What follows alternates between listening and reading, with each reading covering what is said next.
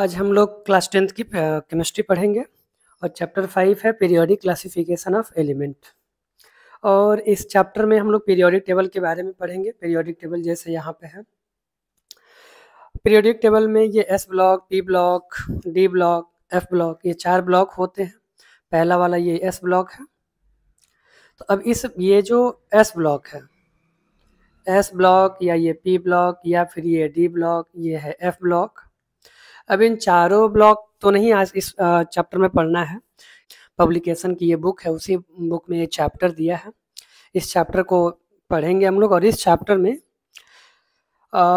S block और ये P block जो आपके सामने दिख रहा है, इसमें ग्रुप और ये पीरियड, तो टोटल 18 ग्रुप होते हैं और इसमें पीरियड होते हैं 7।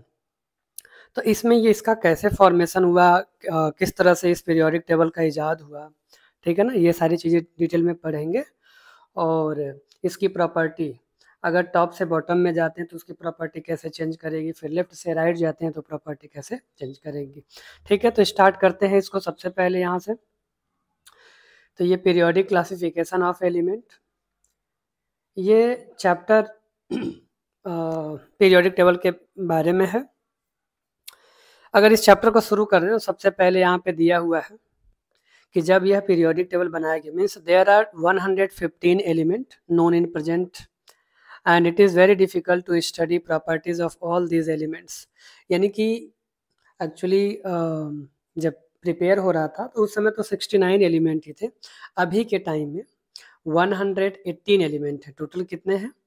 118 एलिमेंट, यानी कि सारे ब्लॉक जो खाली थे वो फिल कर दिए गए हैं और सभी एलिमेंट को एक ग्रुप में रखने की कोशिश की गई थी पहले। ठीक है, तो कहना क्या चाहता है, ये एटॉमिक मास के अकॉर्डिंग रखने की कोशिश कर रहे थे लेकिन वो फेल कर जा रहे थे। तो डोब्रेनर ट्रायड ने, यह एक साइंटिस्ट है जो कि एक केमिस्ट है, कह सकते हैं केमिस्ट हैं, जो कि 1829 में, एक मिनट, 1829 में ये जर्मन केमिस्ट डोब्रेनर ने ये ऑब्जर्व किया कि अगर किसी दो एलिमेंट, यानी कि वह एल्कली मेटल ग्रुप से अगर 3 एलिमेंट लेते हैं, जैसे फॉर एग्जांपल यहाँ पे दिया हुआ है कि अगर वह 3 एलिमेंट लेते हैं, जैसे लिथियम, सोडियम, पोटेशियम, और पहले का, एक मिनट, ये जो पहला लिथियम है और ये सोडियम है, इस दोनों के एटॉमिक मास को लेते हैं और उसका अर्थमेटिक मीन लेते हैं, तो वह सेकंड वाला मिल जाएगा। फॉर एग्जांपल यहाँ पे जैसे लिथियम का एटॉमिक मास 7 हो गया, मैं लिख देता हूँ यहाँ पे, लिथियम का एटॉमिक मास 7 हो गया और पोटेशियम का एटॉमिक मास 39। अब क्या करेंगे, इन दोनों के अर्थमेटिक मीन, यानी कि 7 + 39 डिवाइडेड बाई 2 अगर करेंगे तो टोटल सम कितना जाएगा, 46 डिवाइडेड बाई 2, और सॉल्व करने पे आ गया 23। और यह 23 एटॉमिक मास है किसका? सोडियम का। तो इन्होंने ये ऑब्जर्व किया, ये डोब्रेनर ने ये ऑब्जर्व किया कि लिथियम और पोटेशियम के एटॉमिक मास को लेने के बाद से उनका अर्थमेटिक मीन लेते हैं, तो ये सोडियम के एटॉमिक मास के बराबर आ रहा है। ठीक है ना, तो जब सोडियम के एटॉमिक मास के बराबर आ रहा है, इसका मतलब क्या है, यह एक रूल फॉर्म कर रहा है। तो इसी रूल को इन्होंने ये दिया, लेकिन ये कुछ के लिए ही ये फॉलो हो रहा था। जैसे अभी एक यहाँ सामने है, एक ट्रायड, लिथियम, सोडियम, पोटेशियम, एक ट्रायड यहाँ आपके सामने है, कौन सा? तो ये हो गया लिथियम, पोटेशियम, ये सोडियम, मतलब लिथियम, सोडियम और पोटेशियम का ट्रायड, यानी कि 7, और इसका हो गया 39 और सोडियम का हो गया 23। तो एक ट्रायड तो ये मिल गया और दूसरा ट्रायड ये मिला, कैल्शियम, स्ट्रोंटियम और बेरियम का, कैल्शियम, स्ट्रोंटियम, बेरियम। अब कैल्शियम का एटॉमिक मास 40 है और बेरियम का एटॉमिक मास 137। अब फिर दोनों को अगर सम करेंगे तो ये 40 + 137 डिवाइडेड बाई 2 अगर ये करते हैं तो 88 आएगा।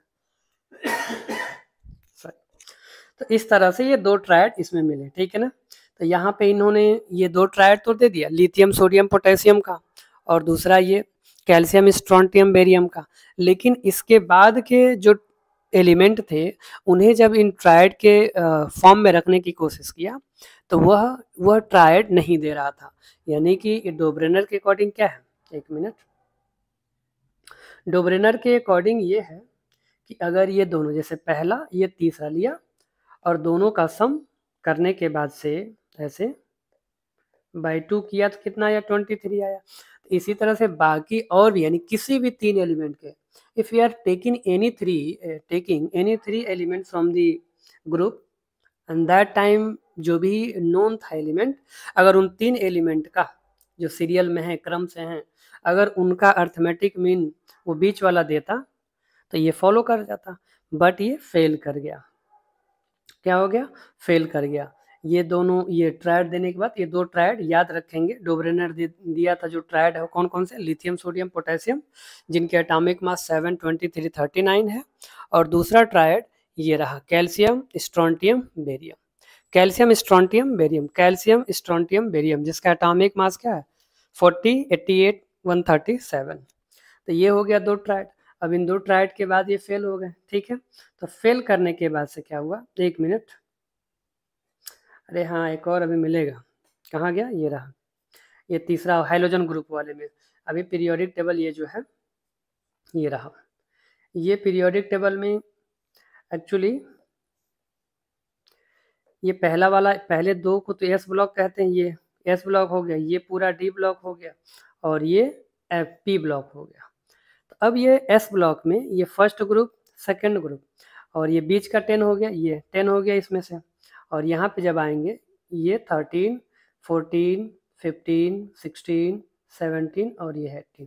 तो ये जो 17th ग्रुप है, 17 फ्लोरीन फैमिली, यानी कि फ्लोरीन, क्लोरीन, ब्रोमीन, आयोडीन, एस्टेटिन, ये क्या है, ये फ्लोरीन फैमिली है और इसे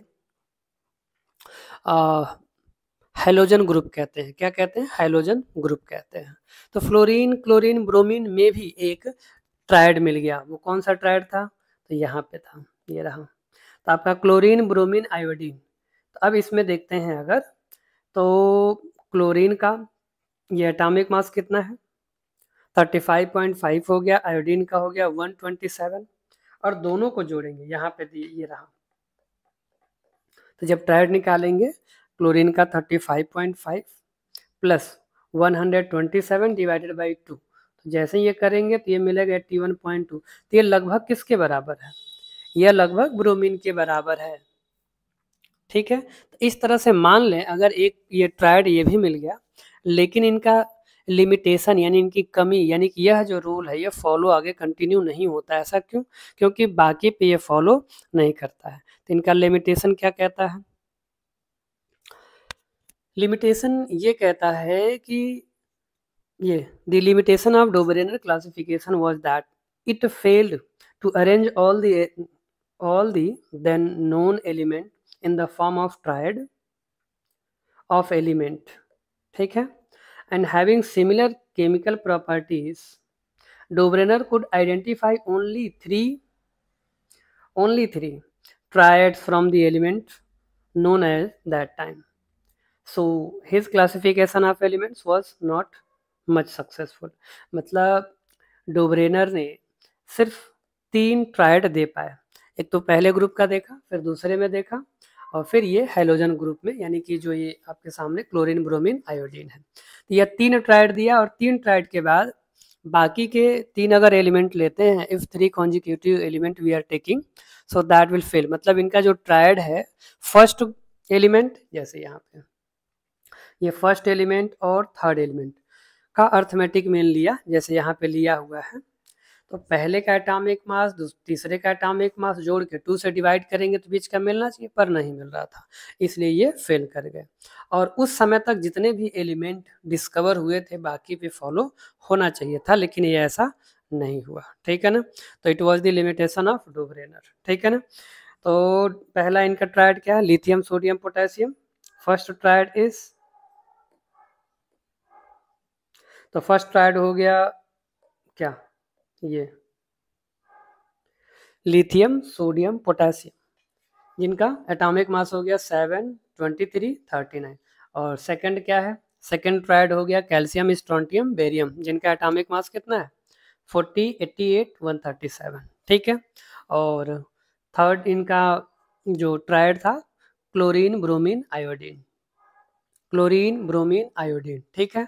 और एटॉमिक मास क्या हुआ, क्लोरीन का है 35.5, फिर ब्रोमीन का एटॉमिक मास हो गया 80 और आयोडीन का 127।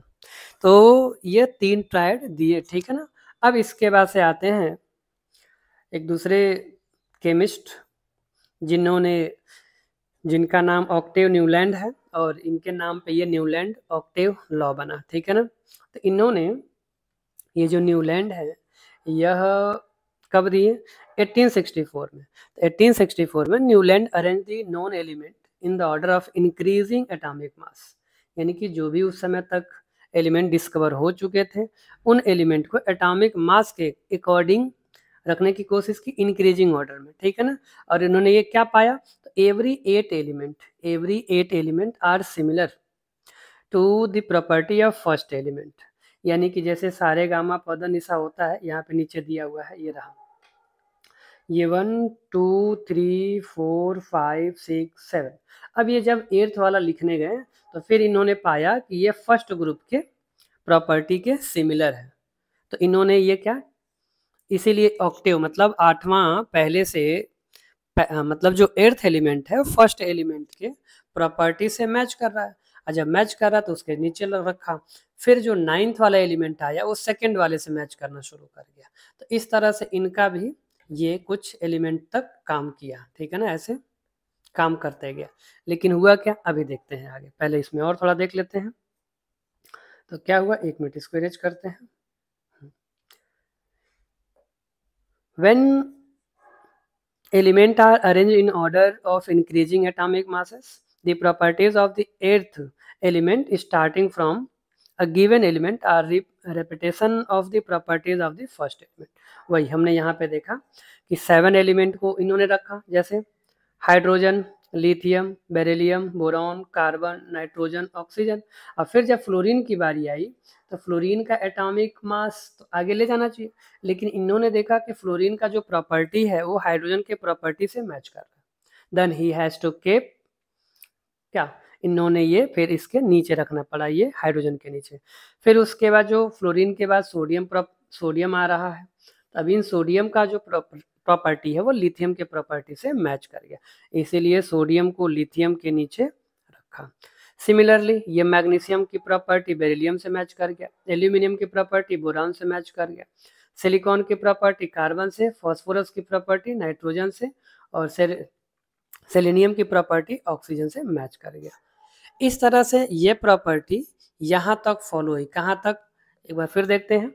Hydrogen, lithium, beryllium, boron, carbon, nitrogen, oxygen, फिर fluorine sodium, magnesium, aluminium, silicon, phosphorus, ये सल्फर, फिर क्लोरीन, ये potassium, calcium, chromium, titanium, manganese, iron, और ये कोबाल्ट और निकल। अब यहाँ पे फेल क्या होते हैं, यहाँ के फर्स्ट 3 ये रो में तो रखने में कामयाब हो गए, लेकिन इनका लिमिटेशन ये हो गया कि अब ये कोबाल्ट और निकिल को अलग अलग इन्हें स्पेस देना था, लेकिन ये अलग अलग स्पेस नहीं दे पाए।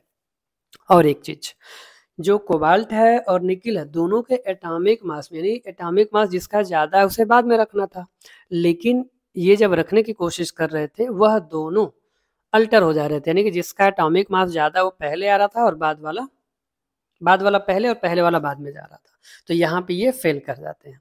तो ये जो 1864 में न्यूलैंड ने दिया, ऑक्टेव न्यूलैंड, ठीक है ना, ऑक्टेव इसलिए क्योंकि यह 8th एलिमेंट रिपीट कर रहा है, ठीक है ना, तो उन्हें पहले वाले के जस्ट नीचे रखा और फिर आगे ये फेल कर जाते हैं, ठीक है, जो कि आगे अभी देख रहे हैं यहाँ पे।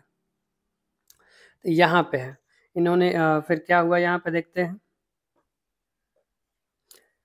ऑल द 3 एलिमेंट, एक इसमें आ गया, हाँ ठीक है, all the 3 elements lithium sodium potassium possess similar chemical properties similar chemical property कहाँ गया, लिथियम सोडियम पोटेशियम, ये रहा same property lithium sodium potassium, यानी प्रॉपर्टी सेम है, ये बात कर रहा है, ठीक है।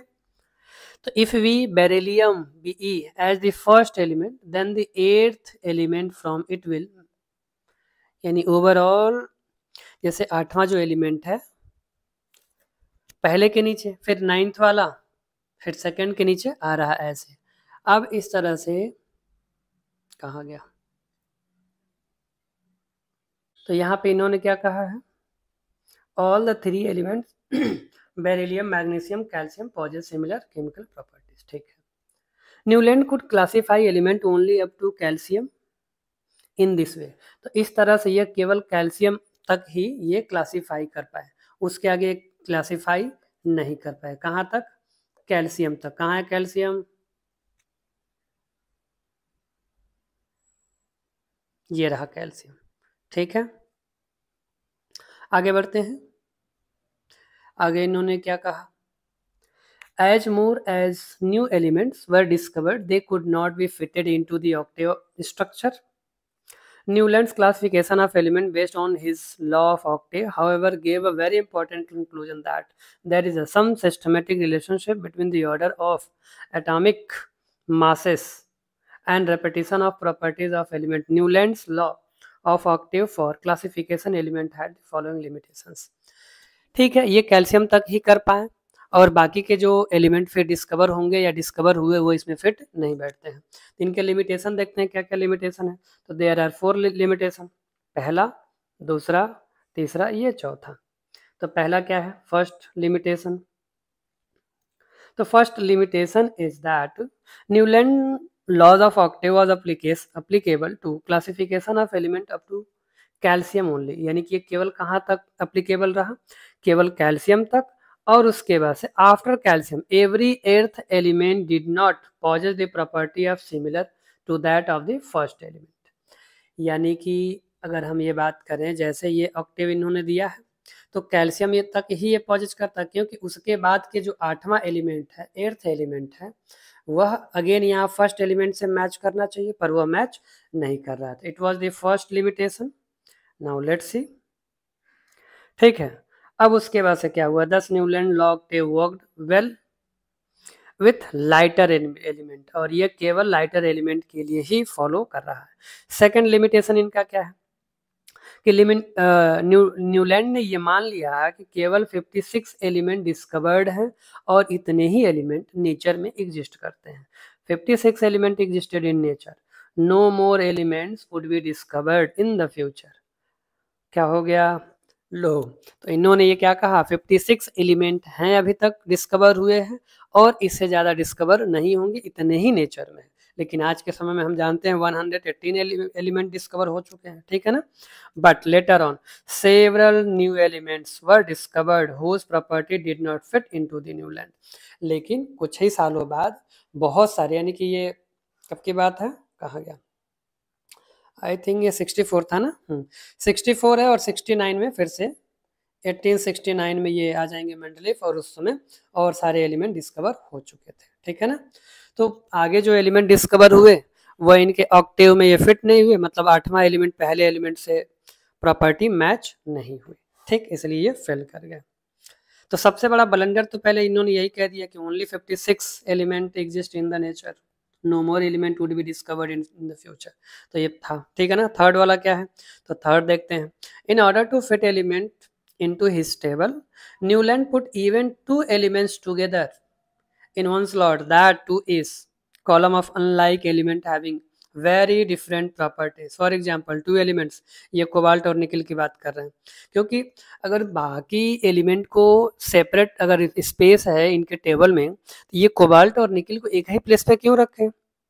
इट वॉज ऑल्सो फॉल्ट, मतलब ये रख नहीं पाए, यानी कि इनकी जो प्रॉपर्टी है, जो लॉ है, या जो एक टेबल बनाने की कोशिश कर रहे हैं वो ठीक नहीं जा रहा है। ठीक है ना, we put together in just one slot and 2 in the column of elements like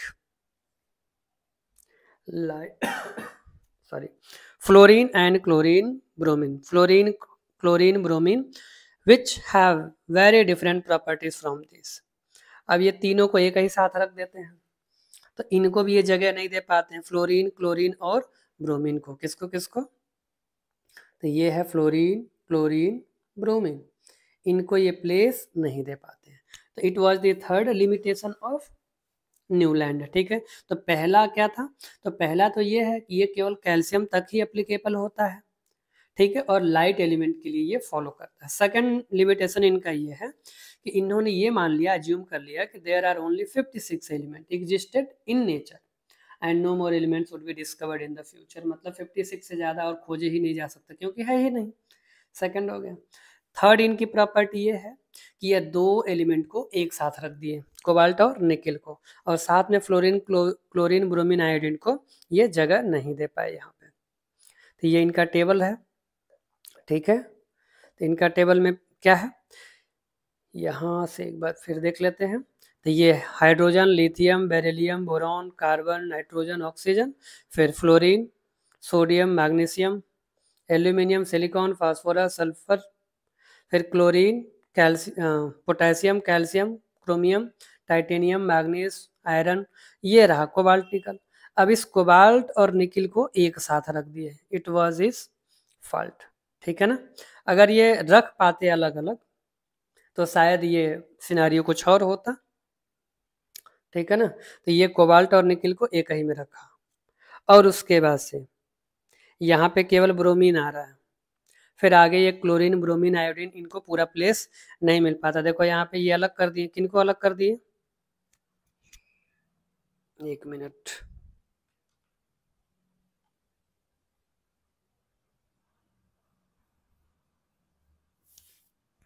ये क्लोरीन को यहाँ पे, ये क्लोरीन अलग है, ब्रोमीन अलग है, जबकि क्लोरीन, ब्रोमीन, आयोडीन, ये तीनों के क्या है, फ्लोरीन, फ्लोरीन था ना, ये रहा फ्लोरीन, क्लोरीन, ब्रोमीन, तीनों की प्रॉपर्टी सिमिलर है, तो साथ में होना चाहिए, बीच में ये भी आ गया कोबाल्ट और निकेल, ठीक है ना।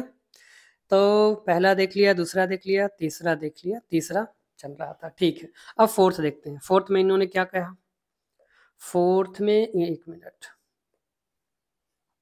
तो फोर्थ में इन्होंने कहा iron element Fe which resemble cobalt and nickel element in properties was placed far from these element।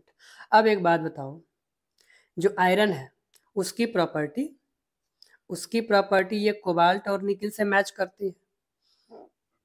अगर कोबाल्ट और निकिल की प्रॉपर्टी आयरन से मैच करती है तो ये तीनों साथ में होने चाहिए, लेकिन ये साथ में नहीं है पीरियोडिक टेबल में। यहाँ पे इनके टेबल में न्यूलैंड ऑक्टेव में, यहाँ पे एक मिनट, कहाँ है, इरेज करते हैं पहले, ठीक। तो ये इन्होंने कोबाल्ट निकल को यहाँ रख दिया, और आयरन कहाँ है, किधर गया भैया तुम, भूल भुलैया में चला गया, ये रहा, यहाँ रखा हुआ है। तो ये इनकी फोर्थ प्रॉपर्टी है कि आयरन कोबाल्ट निकल से दूर है, जबकि सेम प्रॉपर्टी है तो साथ में होना चाहिए। तो there was 4 limitation which we have seen. तो फर्स्ट वाज क्या था, फर्स्ट ये था कि यह केवल कैल्शियम तक, यह केवल जो क्लासिफिकेशन ऑफ एलिमेंट है यह कैल्शियम तक अप्लीकेबल है, ठीक है, और ये लाइट एलिमेंट के लिए है। सेकेंड प्रॉपर्टी इनकी क्या है, तो सेकेंड प्रॉपर्टी ये है, सेकेंड प्रॉपर्टी में ओनली 56 एलिमेंट एग्जिस्ट करते हैं, इससे ज़्यादा एलिमेंट डिस्कवर नहीं किए जा सकते।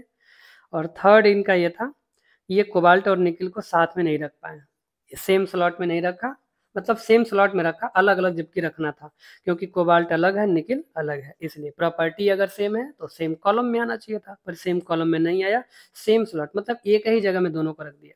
और इसी में क्या था, ये फ्लोरीन, क्लोरीन, ब्रोमीन, अगर इनकी प्रॉपर्टी सेम है तो मतलब सेम ग्रुप में, मतलब एक सेम कॉलम में होना चाहिए, वो भी नहीं है। और फोर्थ प्रॉपर्टी इज दैट कि आयरन को कोबाल्ट और निकिल से दूर रखा, क्योंकि कोबाल्ट, निकिल, आयरन तीनों की प्रॉपर्टी सिमिलर है, ठीक है ना। तो इस तरह से ये हो गया। अब इम्पॉर्टेंट डिस्कशन में भी वही दिया है, क्या दिया है एक बार देख लेते हैं फिर भी। Before we discuss Mendeleev periodic table and modern long form Mendeleev table of element we should know the meaning of the term periodic. तो पीरियोडिक का मतलब वो अपने आप को रिपीट करना, यानी एक टाइम पीरियड में, एक स्लॉट में उसे रिपीट करने को पीरियोडिक कहते हैं। तो वही, the periodic table is a chart of element prepared in such a way that the elements having similar properties occur in same vertical column or group। यानी कि अगर सेम या कॉलम या ग्रुप में है तो सेम कॉलम के property same होनी चाहिए, सेम ग्रुप के प्रॉपर्टी सेम होने चाहिए। अभी आगे जब पढ़ेंगे मेंडलीफ का पीरियोडिक टेबल तो उसमें देखेंगे ग्रुप वाइज और पीरियड वाइज, ठीक है। तो it is called periodic because the element having similar properties are repeated after the certain interval और पीरियड। यही सेम कहानी बस दिया हुआ है। और इसके बाद से ये जैसे क्या अभी डोब्रेनर का देखा, डोब्रेनर के बाद न्यूलैंड का देख लिया। तो डोब्रेनर ट्रायड यानी कि 3 ट्रायड थे, तो वो भी एटॉमिक मास पे रखा था, और ये जो न्यूलैंड है इन्होंने भी ये एटॉमिक मास के बेसिस पे ही रखा था। और आगे जो मेंडलीफ आएंगे वो भी सबसे पहले एटॉमिक मास पे रखेंगे, लेकिन वो बाद में फिर एटॉमिक नंबर पे शिफ्ट हो जाएंगे, ठीक है। तो ये तो देख लिया, 1 मिनट, डबल आ गया क्या ये? ये तो हो गया, ये डबल आ गया, ठीक है। आगे बढ़ते हैं यहाँ पे, और इन्होंने क्या बताया एक चीज और देख लेते हैं। तो oxygen hydrogen are chemically very reactive. यहाँ पे ऑक्सीजन ऑक्सीजन ये हाइड्रोजन, ये दोनों क्या है, वेरी रिएक्टिव है। So most of the element combine with oxygen to form oxide, यानी ज़्यादातर ऑक्सीजन फिर ये एलिमेंट ऑक्सीजन से कंबाइन करके ऑक्साइड बनाते हैं। वैसे तो कार्बन के बहुत ज़्यादा, क्योंकि कार्बन का जो चैप्टर है कार्बन इट्स कंपाउंड, उसमें पढ़ेंगे कि कार्बन में मोर देन 95 मिनट मतलब 98% तक जितने भी कंपाउंड है वो कार्बन से जुड़े हैं, क्योंकि कार्बन, ठीक है, उसमें पढ़ेंगे, है ना। अभी इसमें आगे कंटिन्यू करते हैं। और क्या है, most of the element combine, हाँ ठीक है, ऑक्सीजन का देख लिया, ऑक्साइड मिलता है, और react with hydrogen to form hydride. Oxide देखो, ऑक्सीजन से रिएक्ट करेगा तो ऑक्साइड बनाएगा, क्या बनाएगा, ऑक्साइड बनाएगा। और उसके बाद से अगर ये, एक मिनट, हाँ ये रहा, ऑक्सीजन से ऑक्साइड बनाएगा, फिर हाइड्रोजन से ये हाइड्राइड बनाएगा, ठीक है ना। तो elements having similar chemical properties form oxides having similar formula, they also form hydride having similar formula. चलो यहाँ पे देखना शुरू करते हैं। तो if some element from oxides having same general formula then they will have similar chemical properties, यानी कि कुछ ऐसे एलिमेंट हैं जिनके ऑक्साइड बने हैं, ठीक है ना, तो वो सेम फॉर्मूला, जैसे यहाँ पे देख लो लिथियम है तो लिथियम L2O हो गया, फिर Na2O हो गया, ये K2O हो गया। एक्चुअली अभी आगे पढ़ेंगे, ये जो लिथियम है, सोडियम, याद रखने के लिए मैं बता रहा हूँ, पोटेशियम है, इन सब की वैलेंसी 1 आएगी, 1 आएगी, 1 आएगी। और ऑक्सीजन का, ऑक्सीजन पे चार्ज आता है -2, यानी इसकी वैलेंसी 2 हो जाती है। तो अब जैसे ऑक्सीजन है, ऑक्सीजन में -2 है, और यहाँ लिथियम में +1 है, इसे लिथियम +1, तो ये न्यूट्रल करने के लिए, यानी कि ये ऑक्सीजन 2 लिथियम से जुड़ेगा। तो जब एक ऑक्सीजन 2 लिथियम के साथ जुड़ेगा तो इसीलिए इसे, अगर सोडियम के साथ लेते हैं तो Na2O आएगा, अगर लिथियम के साथ लेते हैं तो Li वो आएगा, ठीक है। ठीक है, एक बार और देख लेते हैं ताकि कंफ्यूजन ना रहे।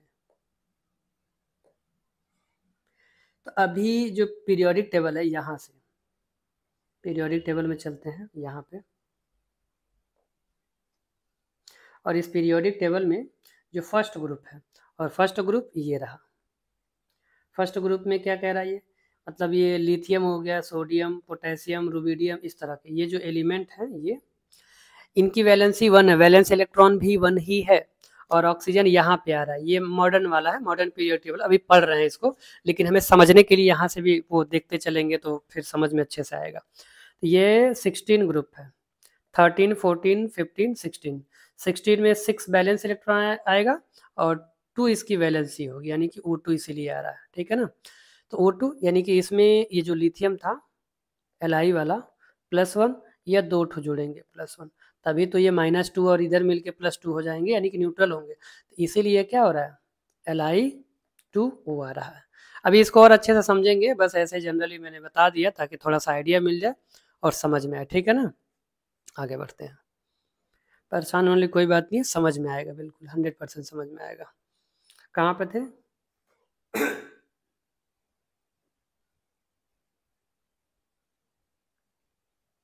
यहाँ पे। तो ये ऑक्साइड का देख लिया, हाइड्राइड का देख लिया, और इसी में हम ये देख रहे थे कि जब ये ऑक्सीजन से रिएक्ट करेगा तो Li2 बनाएगा, Li2,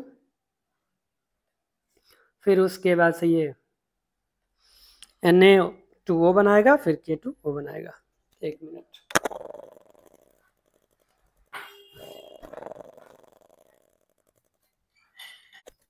ठीक। तो Li2 Na2 K2O ये बनेगा, मतलब ये है जनरल फॉर्मूला, ये है R2O। तो R2 ये क्या नाम है, फर्स्ट ग्रुप था, सेकेंड ग्रुप में आएगा तो RO बन जाएगा। यहाँ पे RO दिया है सेकेंड ग्रुप का, तो उस केस में अब इसको चलना पड़ेगा कहाँ, फिर से खैर यहीं पे समझाते हैं, फिर उसके बाद से आते हैं। जैसे फर्स्ट ग्रुप में क्या था, फर्स्ट ग्रुप में लिथियम था, अभी ये सोडियम है और ये पोटेशियम, तो ये फर्स्ट ग्रुप है। और ऑक्सीजन पे पावर कितना है, -2, और इन सब में क्या है, +1। क्यों है, ये क्लास 9th में बताया गया है, और वहीं पे बताया जाता है वो क्या नाम है, एटॉमिक स्ट्रक्चर जो है उसमें बहुत अच्छे से, ठीक है ना। फिलहाल फिर भी वो 9th का लेक्चर है, उसमें आप जाके देख सकते हैं एक बार। तो अब यहाँ पे Li2 क्यों बना है, Li2O2, तो इसको देखने के लिए अगर यहाँ पे ऑक्सीजन है, इसका चार्ज ये -2 है, और ये लिथियम का यहाँ पे चार्ज 1 है, तो इसका चार्ज इधर ले लेते हैं 2, और इसका चार्ज इधर, लिथियम का चार्ज इधर ले लेते हैं, तो लिथियम के सामने 2 आ गया, तो इसको लिखेंगे Li2, और ऑक्सीजन के साथ 1 है, तो ये ऐसे, तो इस तरह से याद रखेंगे।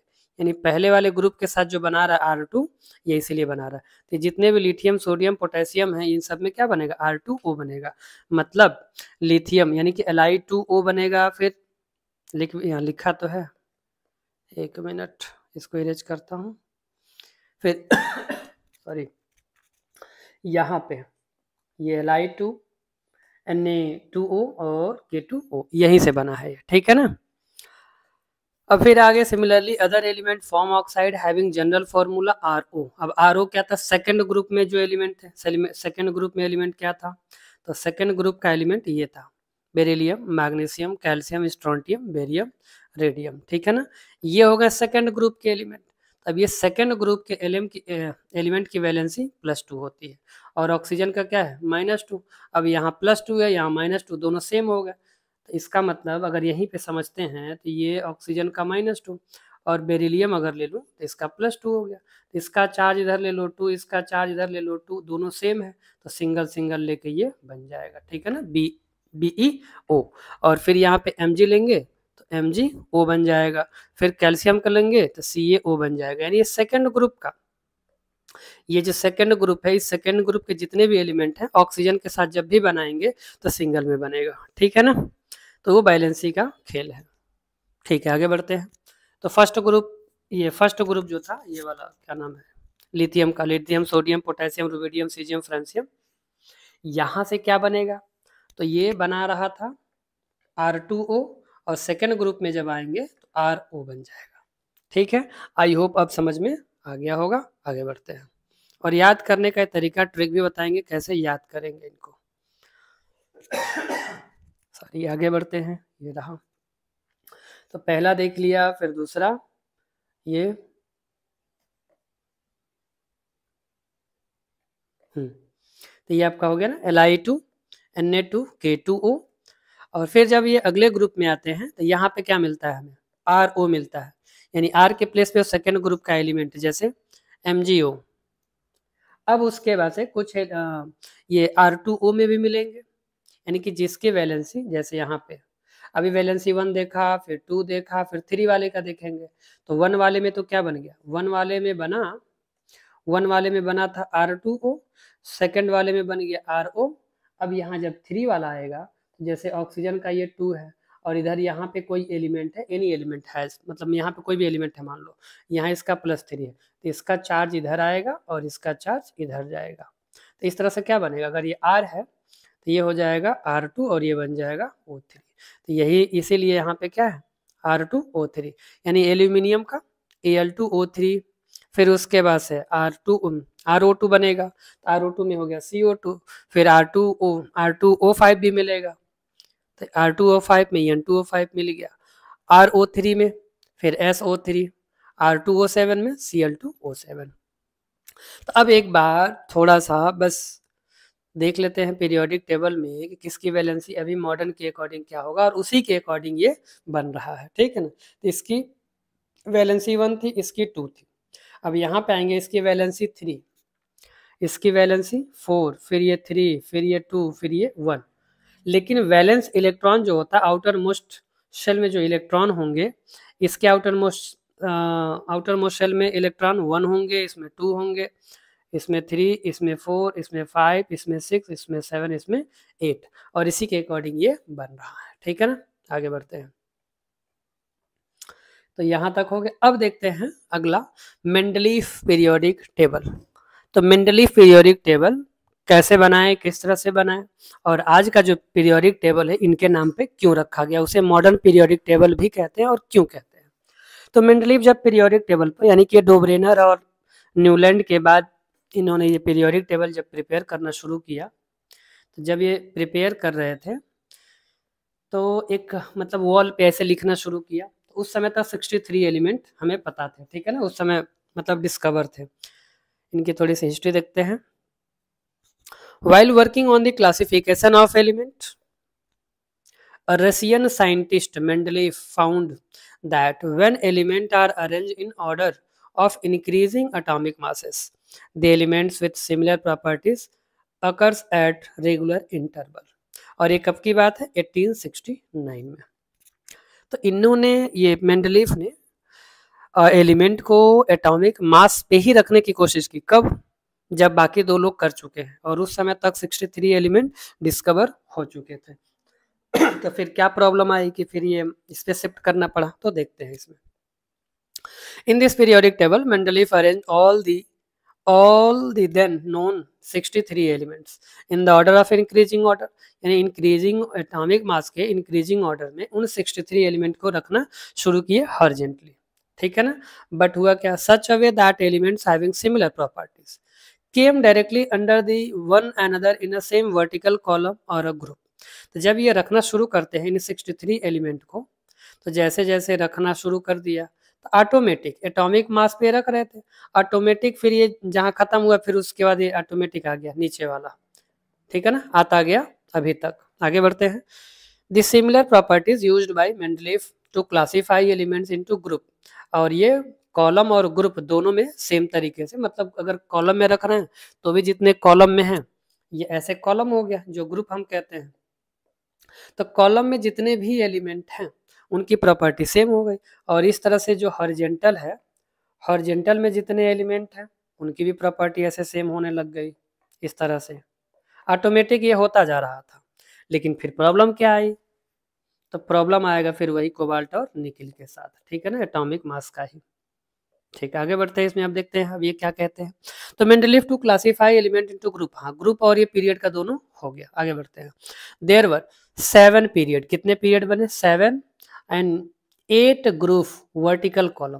तो इस तरह से जो ग्रुप बने वो 18 बने, 3, 4, 5, 6, 7, 8। तो 8 इस तरह से ग्रुप बन गए, ठीक है ना, वर्टिकल कॉलम। और हॉरिजॉन्टल कॉलम कितने बने, 7, 1, 2, 3, 4, 5, 6, 7, ये पूरा यहाँ तक, ठीक है ना। ये 7 इस तरह से हॉरिजॉन्टल रो बन गए, ठीक है।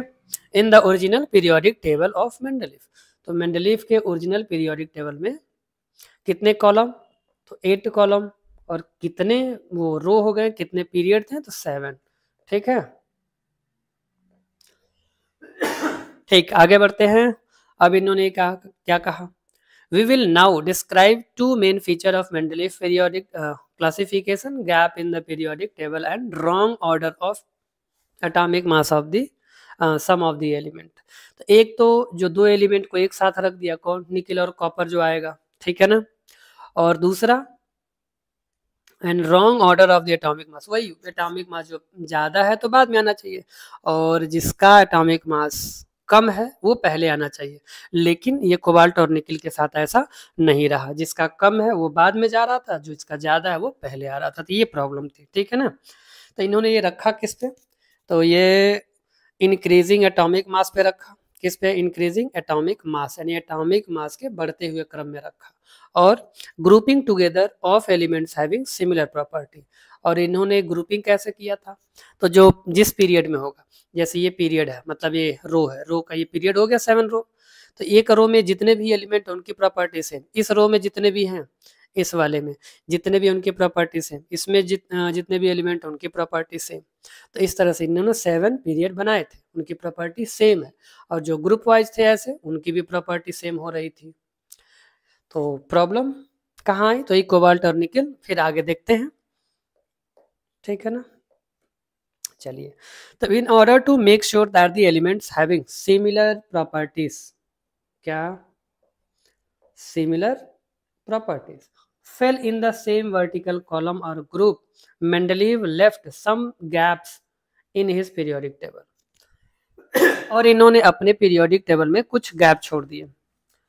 वैसे ये इनका नॉलेज कह सकते हैं या सिंसियरिटी कह लो, या फिर इनको पहले से अनुमान था।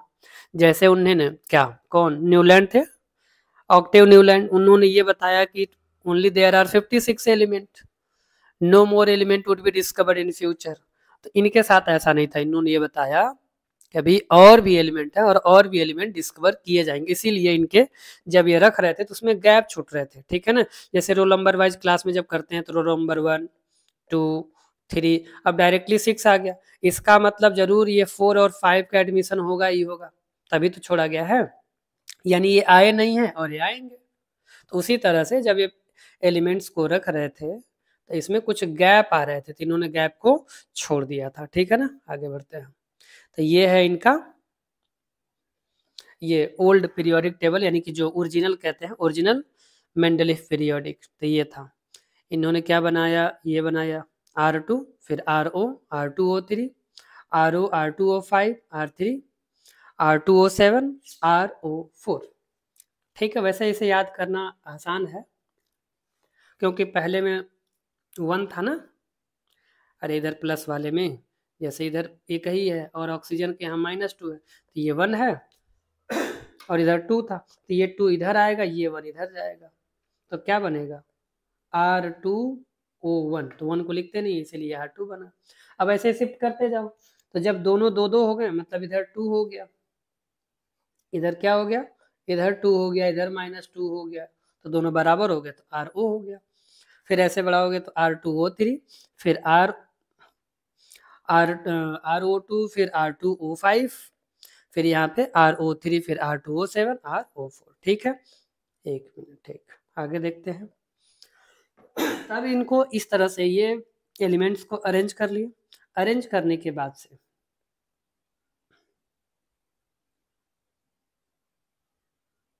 इन्होंने क्या कहा, कुछ जो एक्स्ट्रा इनका मतलब अनुमान हुआ, जो ये गेस किए, जो ऑब्जर्व किए इस टेबल को रखने के बाद से, जैसे बहुत सारे क्वेश्चन जब लगा लेते हैं, चाहे मैथ का या फिर केमिस्ट्री या फिजिक्स, जब लगा लेते हैं तो उस तरह का अगर कोई क्वेश्चन आता है तो हम तुरंत देख के समझ जाते हैं कि इसमें ये फॉर्मूला लगेगा, और कई बार तो दिमाग में ही, यानी कि ब्रेन में ही कैलकुलेट करके उसका आंसर तक पहुंच जाते हैं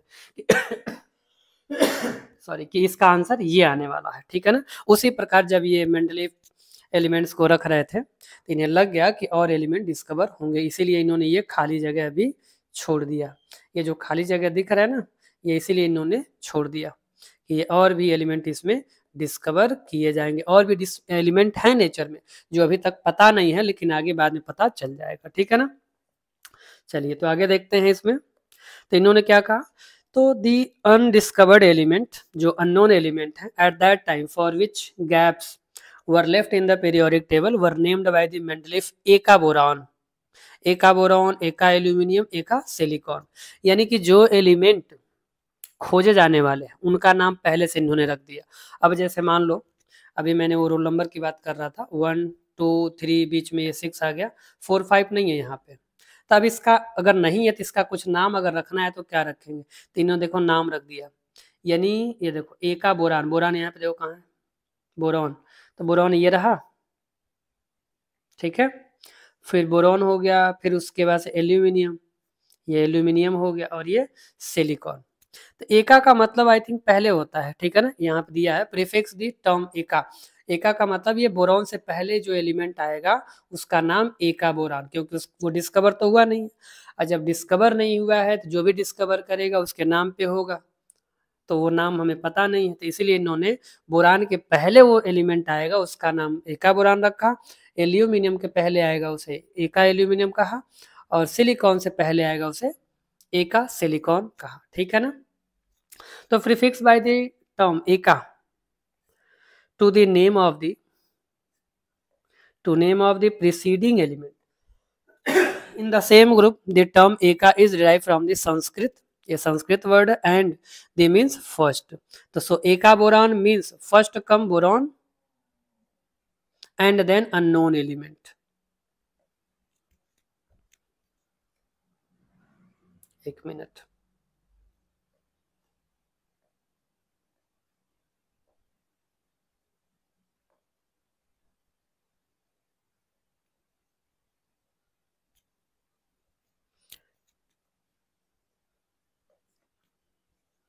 तो ये एका बोरान, एका एल्यूमिनियम, एका सिलिकॉन। तो एका बोरान, एका एल्यूमिनियम, एका सिलिकॉन, तो इनको ये पता था कि जो बोरॉन है उसके बाद कोई ना कोई एलिमेंट जरूर आएगा, एल्यूमिनियम के बाद कोई ना कोई एलिमेंट जरूर आएगा, सिलिकॉन के बाद कोई ना कोई एलिमेंट जरूर आएगा, इसलिए इन्होंने उसका नाम एका बोरान रख दिया। क्योंकि जैसे अगर मान लेते हैं ये रोल नंबर 1 2 3 फिर उसका 6 आ रहा है, तो बीच में ये जो 5 और ये 4 और 5 है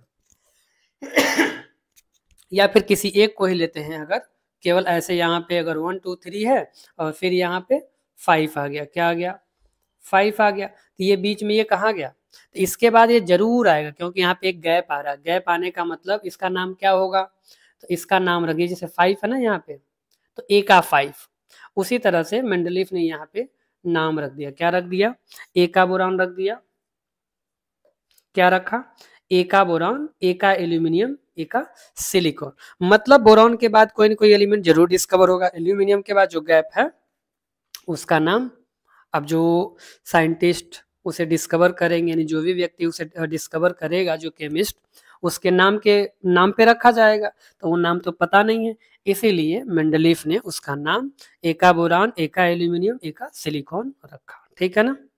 तो देखो कितना विजनरी है, इनको पहले से पता कि ये एलिमेंट हैं, डिस्कवर होंगे और उसका नाम रखा जाएगा, तो इसलिए पहले से उसका नाम रख दिया। ठीक है ना। तो एका ये संस्कृत नाम है, एका का मतलब होता है फर्स्ट यानी कि पहले, और एका बोरान मीन्स क्या हुआ, first comes boron and then unknown element, यानी पहले बोरॉन आएगा, उसके बाद से जो अननोन एलिमेंट, जो गैप छोटा है, उस गैप में अगला एलिमेंट मिलेगा। सिमिलरली ये एल्यूमिनियम के साथ भी पहले एल्यूमिनियम, फिर उसके बाद से वो न्यू एलिमेंट डिस्कवर होगा, फिर सिलिकॉन के साथ भी पहले सिलिकॉन, फिर उसके बाद से जो अननोन एलिमेंट है वो डिस्कवर्ड होगा। ठीक है ना। और इन्होंने क्या किया, when these elements were discovered later on the eka boron was named as scandium symbol Sc, लो ये भी बताया। फिर eka aluminium was named symbol gallium, फिर eka silicon was named as a germanium. इस तरह से इसका नाम भी इन्होंने, मतलब वो जो डिस्कवर हुआ वो इसका नाम आ गया। ठीक है ना। आगे बढ़ते हैं। Again, in order to make sure that the elements having similar properties fell in the same vertical column, Mendeleev placed a few elements in the wrong order of the atomic masses by keeping the elements with the higher atomic mass first and the element with the lower atomic mass later.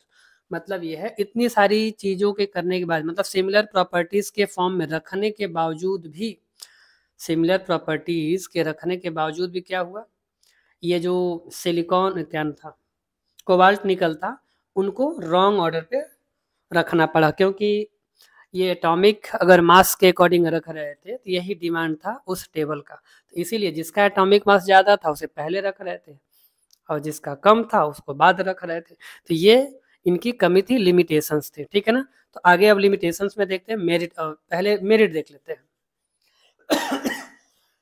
एक minute, ये इसका ये भी देख लें कहाँ है। तो फॉर द एग्जाम्पल ये क्या है, cobalt having the higher atomic number, तो हायर में क्या 58.9 है, और दूसरे वाले का, दूसरा जो निकल है उसका है 58.7, तो ये 58.7 और ये 58.9, तो 58.9 तो बाद में आना चाहिए, मतलब पहले हम लिखेंगे क्या 58.7 वाले को और फिर 58.9 वाले को, लेकिन ये उल्टा हो गया, ये पहले आ गया और ये बाद में चला गया। तो it was the limitation of the Mendeleev original periodic table. Okay, और क्या है, इसको इरेज करते हैं। So that cobalt could be the same column as rubidium which closely resemble in the properties, जो फिगर 9 में है। और फिगर 9 आपका कौन सा है, ये सामने दिया है, ये रहा, ठीक है ना।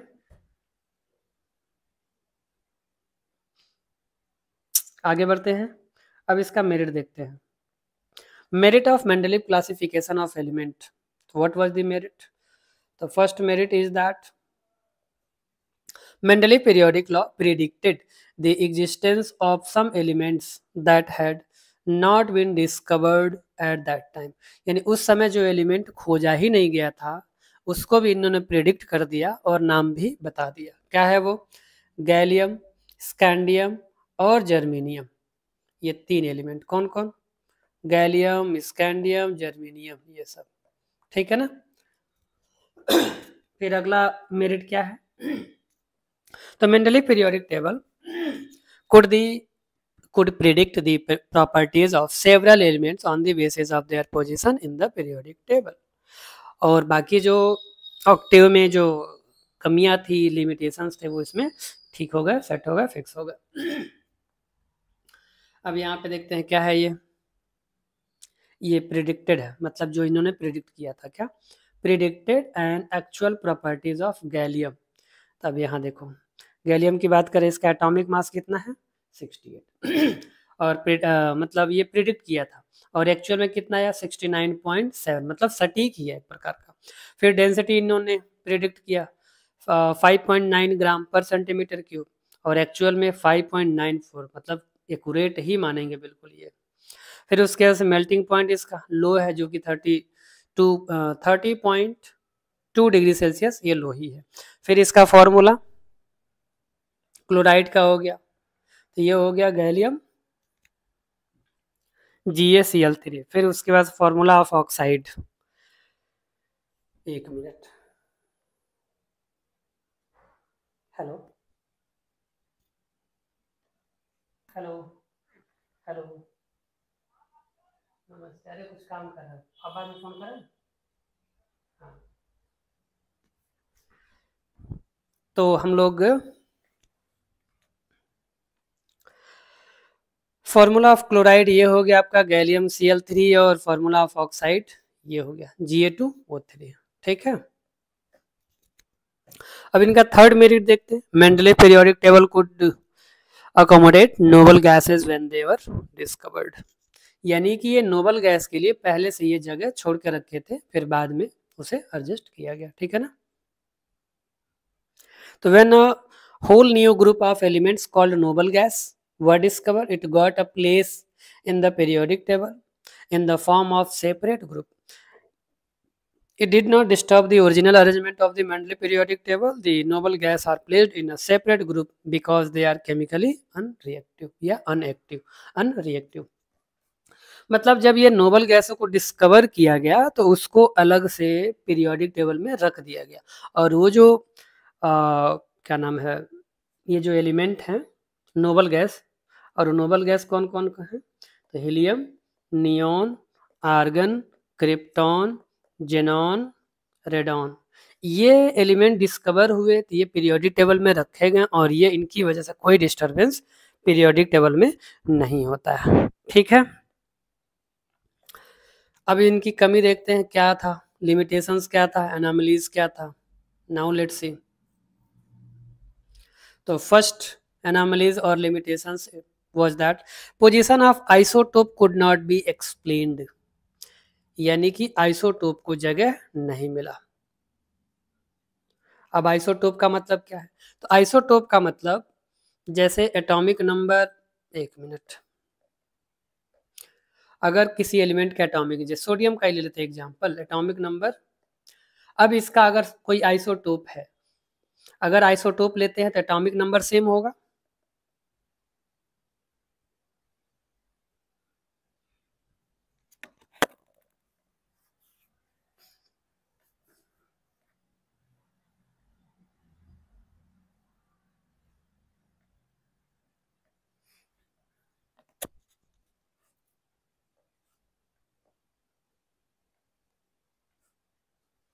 Isotopes are the atoms of the same element having similar chemical properties but different atomic masses.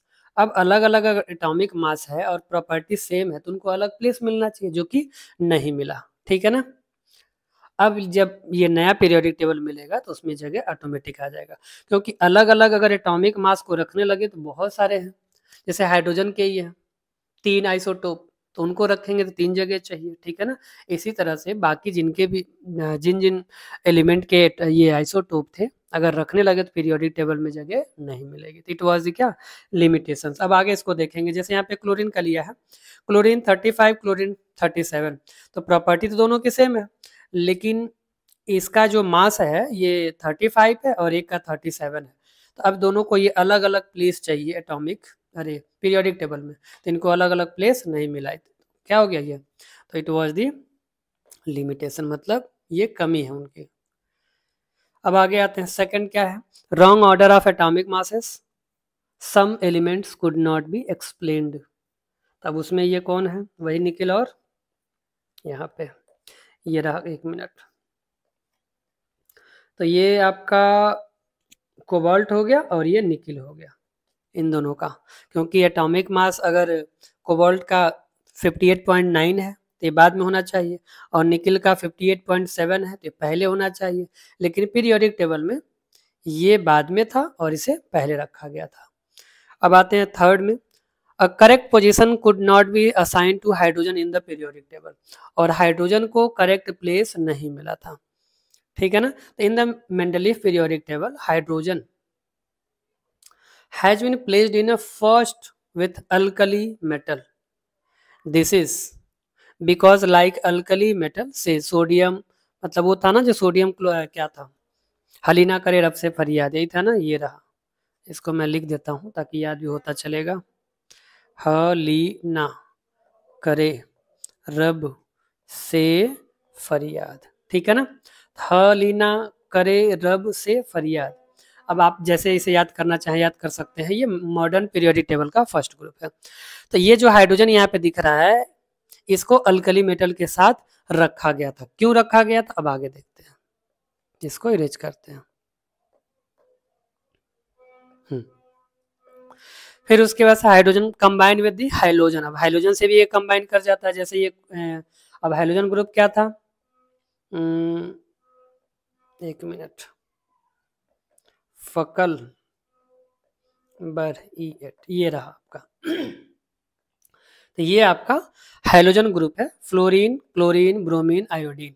फिर कल बाहर आई आंटी, तो ऐसे आप याद कर सकते हैं, फिर कल बाहर आई आंटी। तो ये जो है, अब हाइड्रोजन इससे भी कंबाइन करता है तो प्रॉपर्टी तो इससे भी मैच करती है, पर यहाँ पे नहीं रखा गया, तो ये क्या हो गया, एक लिमिटेशन हो गया। ठीक है ना। सॉरी। और आगे फिर बढ़ते हैं। तो इन्होंने क्या कहा है, oxygen and sulphur to form compounds having similar formula in the table means hydrogen resemble alkali metal, some of the properties hydrogen also resemble halogen, halogen से भी फ्लोरीन, क्लोरीन, ब्रोमीन से भी ये क्या नाम है कंबाइन हो जाता है, फिर कंपाउंड बनाता है, जैसे ये F2Cl2 and Br2। Hydrogen also exist in the form of diatomic molecules, यानी H2। डाई एटॉमिक का मतलब वो खुद से ऐसे, और सिंगल में लिखेंगे तो उसे निसेंट हाइड्रोजन कहते हैं।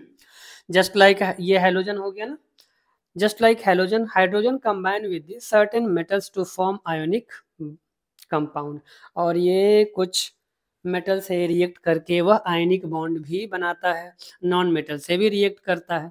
तो all this property shows that the hydrogen could also be placed in 7th of hydrogen group, मतलब 7th में प्लेस करना चाहिए था।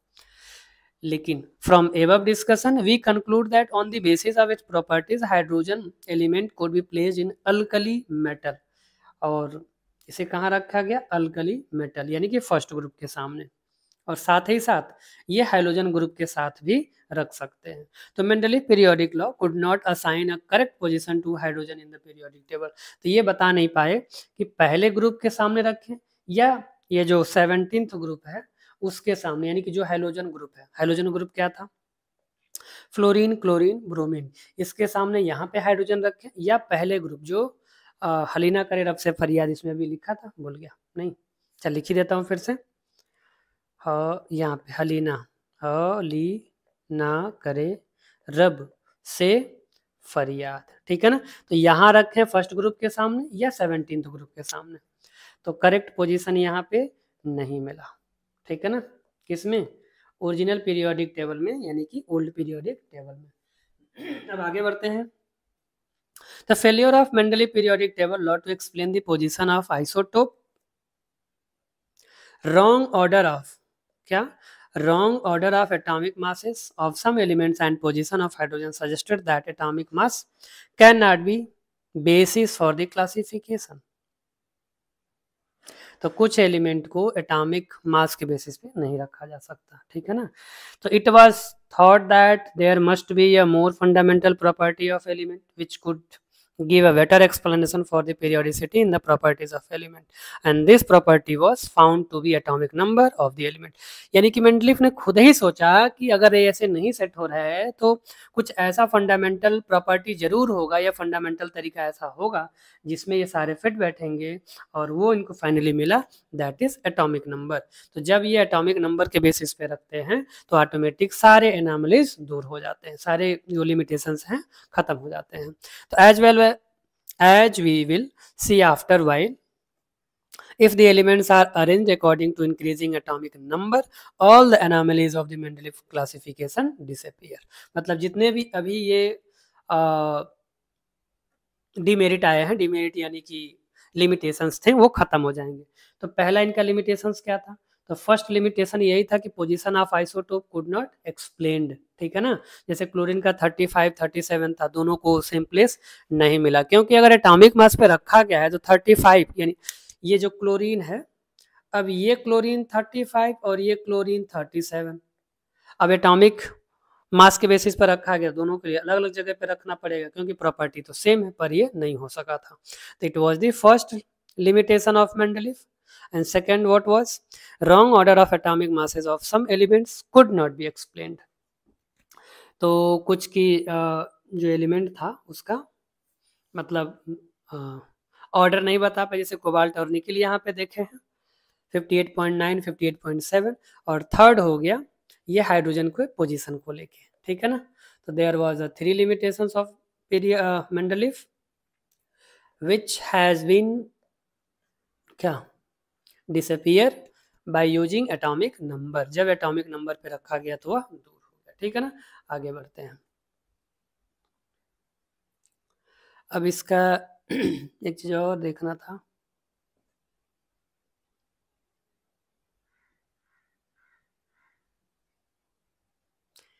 वैसे ये देख चुके हैं पीछे ये वाला, यहाँ पे यूज यहाँ पे दिया है question, Mendeleev periodic table to predict the formula for the oxide the following. तो यहाँ पे इसका आंसर ये दिया हुआ है, ठीक है ना। आगे बढ़ते हैं।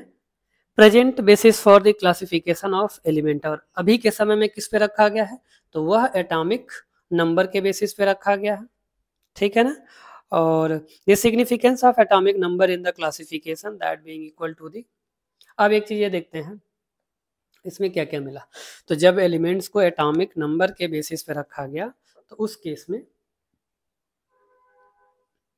हमें ये जो एटॉमिक नंबर है, ये प्रॉपर ये याद भी रखना है, ये नंबर ऑफ इलेक्ट्रॉन के बराबर हो जाएंगे।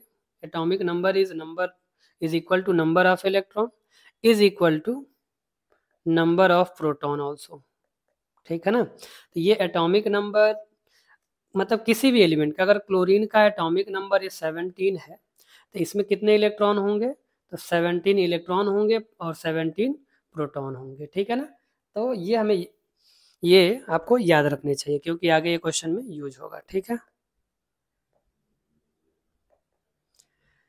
आगे बढ़ते हैं। तो it was the discovery of atomic number which led to change in Mendeleev periodic law which was based on atomic mass, ठीक है ना, जो कि एटॉमिक मास पे बेस्ड है। अब आगे बढ़ते हैं। तो explanation of anomalies Mendeleev classification, जो कमियां थी वो दूर हो गई। कैसे दूर हुआ? तो अब जब हम किसी को एटॉमिक नंबर के बेसिस पे रखेंगे, एटॉमिक नंबर के बेसिस पे, तो जब ये एटॉमिक नंबर के बेसिस पे रखा है, जैसे क्लोरीन का, तो क्लोरीन का भी क्या देखा, तो क्लोरीन का एटॉमिक नंबर 17 है, और इसका ये जो क्लोरीन है आइसोटोप मिलते हैं, एक 35 एक 37। तो जब 17 एटॉमिक नंबर वाले एलिमेंट को एक पीरियोडिक टेबल में रख दिया गया, तो अब चाहे उसका मास 35 या 37 वो वही है, क्योंकि दोनों का एटॉमिक नंबर तो 17 ही होगा, इसका मतलब दोनों वहीं पे है। तो ये समस्या खत्म हो गया, ठीक है ना। अब आगे बढ़ते हैं। फिर उसके बाद explanation for the position of cobalt और निकल, और ये भी ऑलरेडी ठीक हो गया। तो जिसका एटॉमिक नंबर ज़्यादा था वो बाद में आया, और जिसका कम था वो पहले आया, तो ये भी। अब मॉडर्न पीरियोडिक टेबल में देखते हैं, properties of element are periodic function of the their atomic number. शुरू करते हैं यहाँ पे। अब पीरियोडिक टेबल यहाँ पे दिया है, ये रहा, ये इस बुक का पीरियोडिक टेबल है। तो पहले यही हाइड्रोजन का क्या था, प्लेस नहीं मिल रहा था, इसे अब पहले ग्रुप के सामने रखा गया है।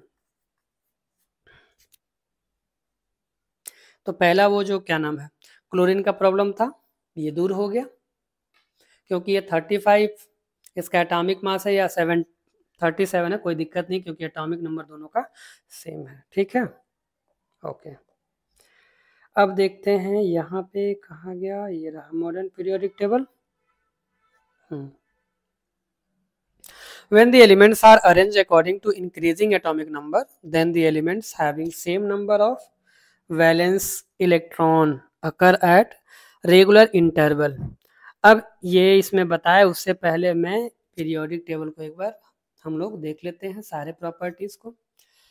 तो पहले ये ग्रुप फॉर्म में रखें या फिर पीरियड फॉर्म में, तो जैसे इसके कितने ग्रुप हैं,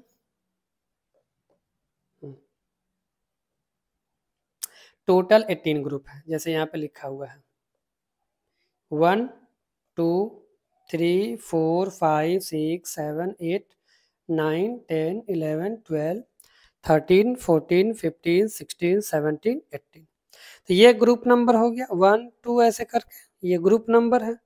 तो 10 यानी कि ये 2 ये हो गया, और ये बीच में जो दिया है यहाँ पे ये 10 है, और ये 6 है, और यहाँ पे ये 4 मतलब ये 14 होगा। एक्चुअली ये ब्लॉक वाइज भी है, पहले सारी चीजें धीरे धीरे समझ लेते हैं। तो ये जो पहला दिख रहा है इसको हम कहते हैं यस ब्लॉक, और ये बाद का जो 6 है इसे एफ ब्लॉक, ये बीच वाले को डी ब्लॉक, और ये लास्ट वाले को, एक मिनट, ये एफ नहीं है, ये है पी ब्लॉक, ये है पी ब्लॉक, और ये नीचे जो दिख रहा है ये है एफ ब्लॉक, ठीक है। अब अगर हम इस पीरियोडिक टेबल में ये पहला जो ग्रुप दिख रहा है ग्रुप में, तो इस पहले ग्रुप में सबका वैलेंस इलेक्ट्रॉन, वैलेंस इलेक्ट्रॉन क्या मिलेगा, 1 मिलेगा, और वैलेंसी भी 1 मिलेगी। सेकेंड ग्रुप में अगर जाएंगे तो सेकेंड ग्रुप में वैलेंस इलेक्ट्रॉन 2 मिलेगा, मतलब यहाँ पे लिख देता हूँ, और इसकी वैलेंसी भी 2 मिलेगी। अब ये बीच का अभी डी ब्लॉक को छोड़ देता हूँ, हम यहाँ थे इस पे, ये पी ब्लॉक में, तो ये जो 13 है, 13 का मतलब इसका वैलेंस इलेक्ट्रॉन 3 मिलेगा, 14 का वैलेंस इलेक्ट्रॉन 4 मिलेगा, 15 का वैलेंस इलेक्ट्रॉन 5 मिलेगा, 16 का वैलेंस इलेक्ट्रॉन 6 मिलेगा, 17 का वैलेंस इलेक्ट्रॉन 7 मिलेगा, और 18 का वैलेंस इलेक्ट्रॉन 8 मिलेगा। अब वैलेंसी देखते हैं, तो पहले का तो देख लिया, पहले का वैलेंस इलेक्ट्रॉन 1 है, वैलेंसी 1 है, दूसरे का 2 है, तीसरे का 3 है, चौथे की वैलेंसी 4 है। अब यहाँ 15 से कम हो जाएगा, यानी कि 1 2 यहाँ पे 3, ये 4, फिर 3 2 1 0, ये है वैलेंसी। पहले ग्रुप में वैलेंसी 1 है, यानी जितने भी एलिमेंट है इसमें, यानी फर्स्ट ग्रुप के जितने भी एलिमेंट हैं, एक मिनट, तो फर्स्ट ग्रुप में ये जो फर्स्ट ग्रुप दिख रहा है, ये इस फर्स्ट ग्रुप में सबकी वैलेंसी 1 है, सबकी वैलेंसी 1 है, और वैलेंस इलेक्ट्रॉन भी वैलेंसी 1 है, और वैलेंस इलेक्ट्रॉन भी 1 है। सेकेंड ग्रुप की अगर बात करेंगे तो सेकेंड ग्रुप में भी क्या है, वैलेंसी 2 है और वैलेंस इलेक्ट्रॉन 2, ठीक है ना। इसको डायग्राम से भी देख लेंगे। फिर आते हैं 13 ग्रुप, तो 13 ग्रुप आपका ये रहा, 14 ग्रुप ये रहा, 15 group, 16 group, 17 group, 18 group. I think अब ग्रुप में कोई कंफ्यूजन नहीं होगा। अब वैलेंसी और बैलेंस इलेक्ट्रॉन भी फिर एक बार देख लेते हैं। तो जो 13 ग्रुप है उसका वैलेंस इलेक्ट्रॉन कितना है, 3, और वैलेंसी भी 3 आएगी। 14 ग्रुप में जब जाएंगे, 14 ग्रुप में तो वैलेंस इलेक्ट्रॉन 4 आएगा, वैलेंसी 4 आएगी। लेकिन जब हम जाएंगे किसमें, 15 ग्रुप में, इस वाले में, तो वैलेंस इलेक्ट्रॉन तो 5 आएगा, वैलेंस इलेक्ट्रॉन कितना आएगा, 5, वैलेंसी 8 में से माइनस करना होगा, ये 3 आएगा।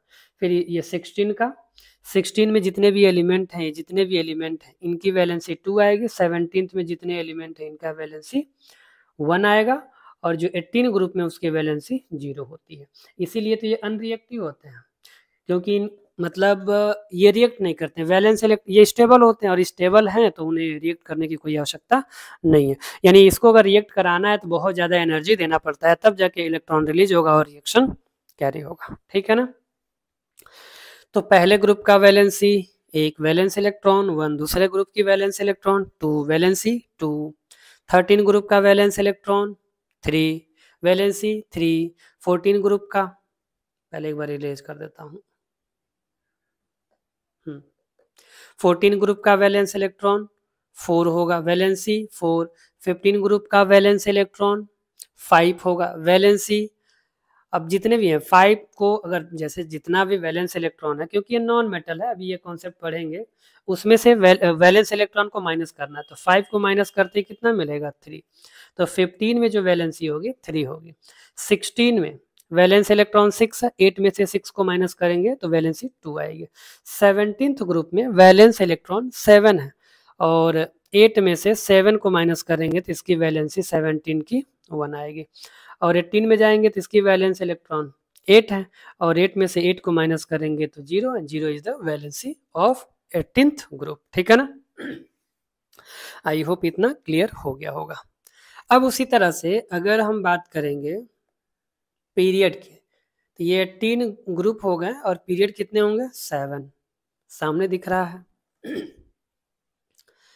तो पहला जो पीरियड है ये वाला, ऐसे, ये फर्स्ट पीरियड, ये सेकंड पीरियड हो गया, ये थर्ड पीरियड हो गया, ये 4 पीरियड हो गया, ये 5th पीरियड हो गया, और ये आपका 6 होगा, ठीक है ना।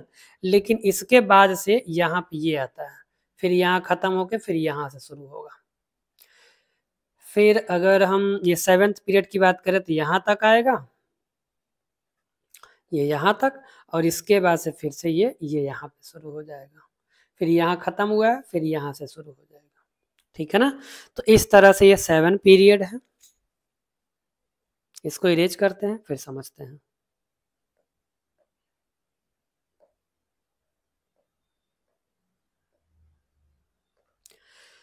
अब इसमें जो ये फर्स्ट ग्रुप है, ये फर्स्ट पीरियड है, तो फर्स्ट पीरियड में जैसे हम लेफ्ट से राइट जाएंगे, ये हमारा लेफ्ट है, ये हमारा राइट है, तो लेफ्ट से राइट में जाएंगे तो साइज इंक्रीज करेगा, ठीक है ना।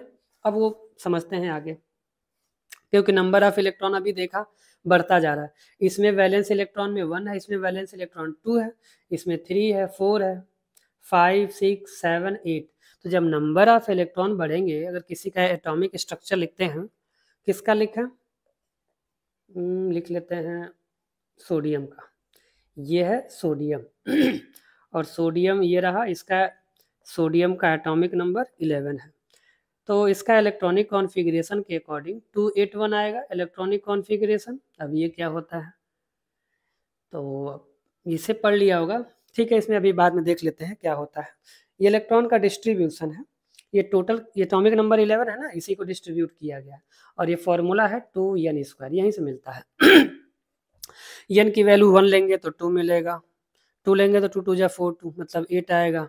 फिर यहाँ 3 लेंगे तो n की वैल्यू 3, यानी कि 3 का स्क्वायर 9 9 2 जा 18, फिर 4 लेंगे तो 4 4 जा 16, 2 जा 32, ऐसे आता चला जाएगा। तो इसी के फॉर्म में जब हम तोड़ेंगे तो 2 8 और 1 आएगा। तो ये पहले में 2 इलेक्ट्रॉन हो गए। अब थर्ड देखते हैं, सेकंड में, तो इसमें कितने इलेक्ट्रॉन, 8 इलेक्ट्रॉन हो गए। ठीक, अब उसके बाद से थर्ड वाले में 1 इलेक्ट्रॉन हुआ। अब ये जो साइज दिख रहा है ना, नंबर ऑफ इलेक्ट्रॉन एक ही है, तो ये इलेक्ट्रॉन है और ये प्रोटॉन है, इनके बीच का फोर्स ऑफ अट्रैक्शन अभी कम है। लेकिन वहीं इसी पीरियड में अगर हम क्लोरीन में लेंगे तो ये जब क्लोरीन का ऐसे बनाएंगे पहला, दूसरा और तीसरा, तो थर्ड वाले में 7 इलेक्ट्रॉन आएंगे। कितने, 7 इलेक्ट्रॉन, 6 7। अब ये 7 इलेक्ट्रॉन हो गए और ये बीच में न्यूक्लियस जिसमें प्रोटॉन है, इनके बीच में फोर्स ऑफ अट्रैक्शन ज़्यादा होगा तो साइज छोटा होगा। तो यहाँ बड़ा दिख रहा है, यहाँ पे छोटा दिख रहा है। ये सोडियम का जो स्ट्रक्चर होगा बड़ा होगा, क्लोरीन का छोटा, because of force of attraction between electron and proton. तो प्रोटॉन कहाँ होते हैं, न्यूक्लियस में। ये और ये क्या बना है, ये न्यूक्लियस है। कौन सा, ये वाला, ठीक है ना, ये न्यूक्लियस है। तो न्यूक्लियस और ये इलेक्ट्रॉन के बीच में फोर्स है, न्यूक्लियस में प्रोटॉन है और प्रोटॉन और इलेक्ट्रॉन के बीच में फोर्स लगेगा। अब चलते हैं फिर से हम कहाँ, अपने टॉपिक पे। आई होप अब शायद अच्छे से समझ में आएगा, मैं उम्मीद करता हूँ समझ में आ रहा होगा। तो ये तो देख लिया था, नहीं, अच्छा हाँ ये तो हो गया था। यहाँ पे आ गए थे explanation of modern periodic table. जो अभी हम एक्सप्लेन कर रहे थे, जो बात कर रहे थे, वो मॉडर्न पीरियोडिक टेबल ही था। इसमें कहना क्या चाहता है, when element arranged according to increasing atomic number, then the elements having same number of valence electron occurs at the regular interval या period, ठीक है ना। अब ये देखो ये लिथियम है, beryllium, boron, carbon, nitrogen, oxygen, fluorine, neon. अभी जब हम पीरियोडिक टेबल में इसमें देखें तो ये कहाँ का है, लिथियम से शुरू किया ना, ये हो गया लिथियम, ये दिख रहा है, lithium, beryllium, boron, carbon, nitrogen, oxygen, fluorine, neon. अब इनके क्या सेम होंगे, या देखो पीरियड वाइज अगर बात करेंगे तो नंबर ऑफ इलेक्ट्रॉन बढ़ रहा है, और इसी की बात अभी हम लोग कर रहे थे। ये 1 2 3 4 5 6 7 8, ये है वैलेंस इलेक्ट्रॉन जो कि बढ़ता जा रहा है इलेक्ट्रॉनिक कॉन्फ़िगरेशन का, ठीक है ना। फिर इसके बाद वाले में अगर देखें, ये सोडियम, पहले इरेज करते एक मिनट, ये sodium, magnesium, aluminium, silicon, phosphorus, sulphur, chlorine, argon. अब यहाँ देखते हैं तो ये हो गया sodium, magnesium, aluminium, silicon, phosphorus, ये दिखा। इसका सेम पीरियड है, और जब भी इसका एटॉमिक स्ट्रक्चर जब बनाते हैं तो एटॉमिक स्ट्रक्चर में ऐसे जब बनाते हैं तो कितने पीरियड में आएंगे, ये 1 2 3 पीरियड बनेगा। ये 1 हो गया, ये 2 हो गया, ये 3 हो गया, सब में 3 आएगा।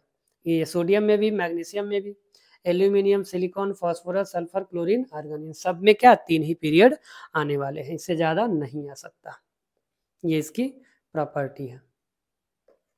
तो अभी ये देख रहे थे थर्ड पीरियड का, sodium, magnesium, aluminium, silicon, phosphorus, sulphur, chlorine, argon, ठीक है। अब यहाँ देखो, जब इसका इलेक्ट्रॉनिक कॉन्फ़िगरेशन लिखा 1 आया, 2 आया, 3 आया, 4 5 6 7 8, ये जो है नीचे ये वैलेंस इलेक्ट्रॉन है, ये जो मैं पिंक कलर से कर रहा हूँ 1 2 3 4 5 6 7 8, ये इसका वैलेंस इलेक्ट्रॉन। यहाँ पे स्ट्रक्चर बना के दिखाया भी है, लेकिन मैं एक अलग से बना देता हूँ लिथियम का।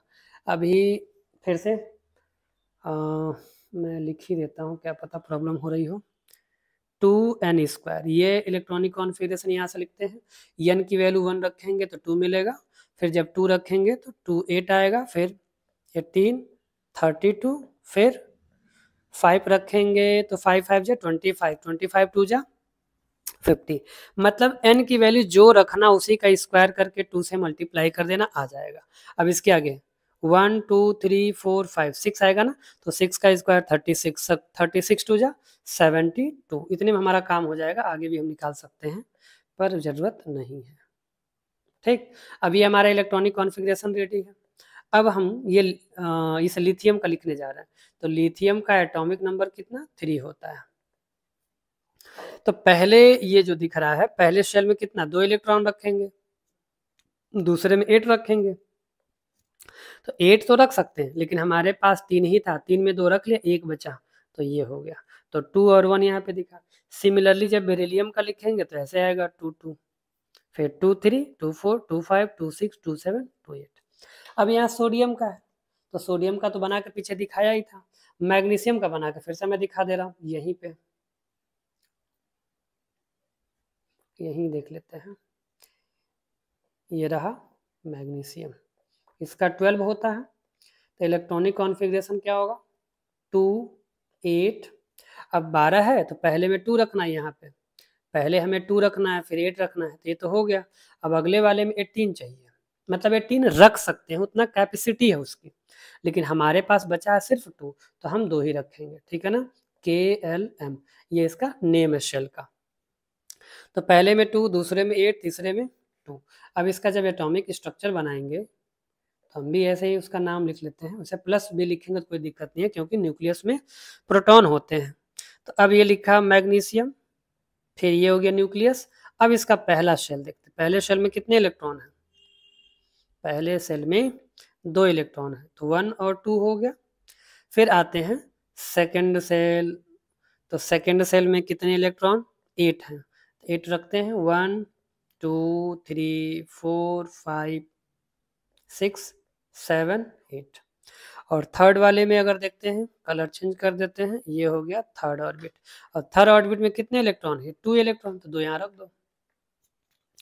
तो अब एक चीज़ और नोटिस कर रहे होगे कि जैसे जैसे ये हम राइट साइड मूव करेंगे, when we move toward the right from left in the periodic table, number of electron increases. Number of electron क्या हो रहा है, नंबर ऑफ इलेक्ट्रॉन बढ़ रहे हैं। जैसे यहाँ पे 1 हो गया, यहाँ पे 1 2 3 4 5 6 7 8 नंबर बढ़ गया ना। तो जब इलेक्ट्रॉन बढ़ेंगे तो न्यूक्लियस, यानी ये जो न्यूक्लियस है इसके और इस इलेक्ट्रॉन के बीच में गायब ही हो गया। ये जो न्यूक्लियस था यहाँ पे, ये अरे यार, ये न्यूक्लियस और ये इनके बीच का फोर्स ऑफ अट्रैक्शन बढ़ेगा। तो जब बढ़ेगा तो साइज सिकुड़ के छोटा हो जाएगा, ठीक है ना। इसीलिए when moving from left to right in periodic table size decreases, size घटता है, ठीक है ना। ठीक है, आगे बढ़ते हैं। तो ये हो गया किसकी बात, जब हम पीरियोडिक टेबल में लेफ्ट से राइट जाते हैं पीरियड में, तो नंबर ऑफ इलेक्ट्रॉन बढ़ेंगे, लेकिन नंबर ऑफ शेल जो होंगे वो सेम होंगे।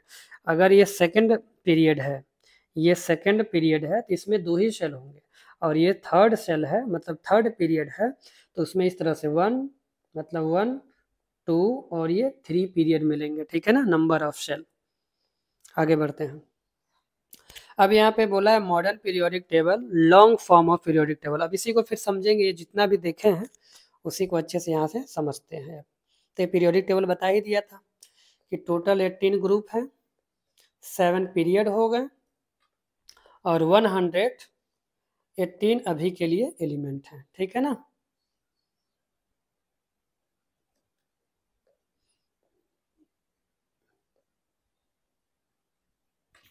और क्या है इसमें अब यहाँ पे ये कुछ चीज़ें दिया है, इसको देख लेते हैं। The elements in a period have consecutive continuous atomic number, मतलब इस पीरियोडिक टेबल में जब बढ़ते हैं तो ये एटॉमिक नंबर 1, इसका 1, फिर ये 2 3 4 5 6 7 8 9 10 11 12 13 14 15 16 17 18 19 20 21 23 ऐसे ये बढ़ता जाता है, ठीक है ना। इसके कहने का मतलब सिर्फ इतना था। आगे बढ़ते हैं। तो फर्स्ट पीरियड कंटेन 2 एलिमेंट, तो पहले पीरियड में कितने एलिमेंट हैं 2 हैं, फिर दूसरे पीरियड में 8 एलिमेंट हैं, तीसरे पीरियड में भी 8 है, और फोर्थ पीरियड में 18 एलिमेंट, फिफ्थ में 18 है, सिक्स में 32, और रेस्ट में भी ये इनकम्प्लीट था लेकिन अब कंप्लीट हो गया है, ठीक है ना। ये जो खाली दिख रहा है ये ऑलरेडी फिल हो चुका है, ये डिस्कवर्ड किए जा चुके हैं। अभी आज आप जाके दुकान से मेंडलीफ का मॉडर्न पीरियोडिक टेबल लेंगे तो उसमें भरा हुआ मिलेगा। ठीक है, आगे बढ़ते हैं। अब यहाँ पे दिया है vertical column in a periodic table called group, तो ये भी देख चुके हैं। अब यहाँ से देखना है हमें हाइड्रोजन का पोजीशन ऑफ हाइड्रोजन, क्योंकि यहाँ पे ये एक उसमें जब एटॉमिक मास पे रख रहे थे, मेंडलीफ जब एटॉमिक मास पे रखे थे तो उसमें ये पोजीशन को लेके प्रॉब्लम था। ठीक है ना, तो in this case we have to study only the normal elements of the 8 group in detail, और इन्हीं 8 का हमें पढ़ना है, पहला ग्रुप, दूसरा, फिर 13, 14, 15, 16, 17, 18, only these we have to study here. Okay, है ना, लेट्स मूव। तो ये first period, second period, third और फोर्थ पीरियड, बाकी को अभी नहीं पढ़ेंगे। तो वही इसमें दिया है, मैं बता चुका हूँ कि वैलेंस इलेक्ट्रॉन फर्स्ट ग्रुप में 1 होगा, सेकेंड ग्रुप में जो एलिमेंट है उसके 2 होंगे, 13 ग्रुप का नहीं दिख रहा, अब दिखेगा। 13 ग्रुप में 3 इलेक्ट्रॉन होंगे, 14 ग्रुप में 4 होगा, 15 ग्रुप में 5 होगा, 16 ग्रुप में 6 होगा, 17 ग्रुप में 7 होगा, 18 ग्रुप में 8 होगा, जो कि यहाँ पे दिया है। ठीक है ना, ये भी हो गया। अब ये आते हैं characteristic of period and group. अब इन दोनों की प्रॉपर्टी देखते हैं। अब पीरियड वाइज अगर बात करें, यहाँ किधर गया, ये रहा यह है पीरियोडिक टेबल वही, तो इसमें ये आपका कहाँ गया यार,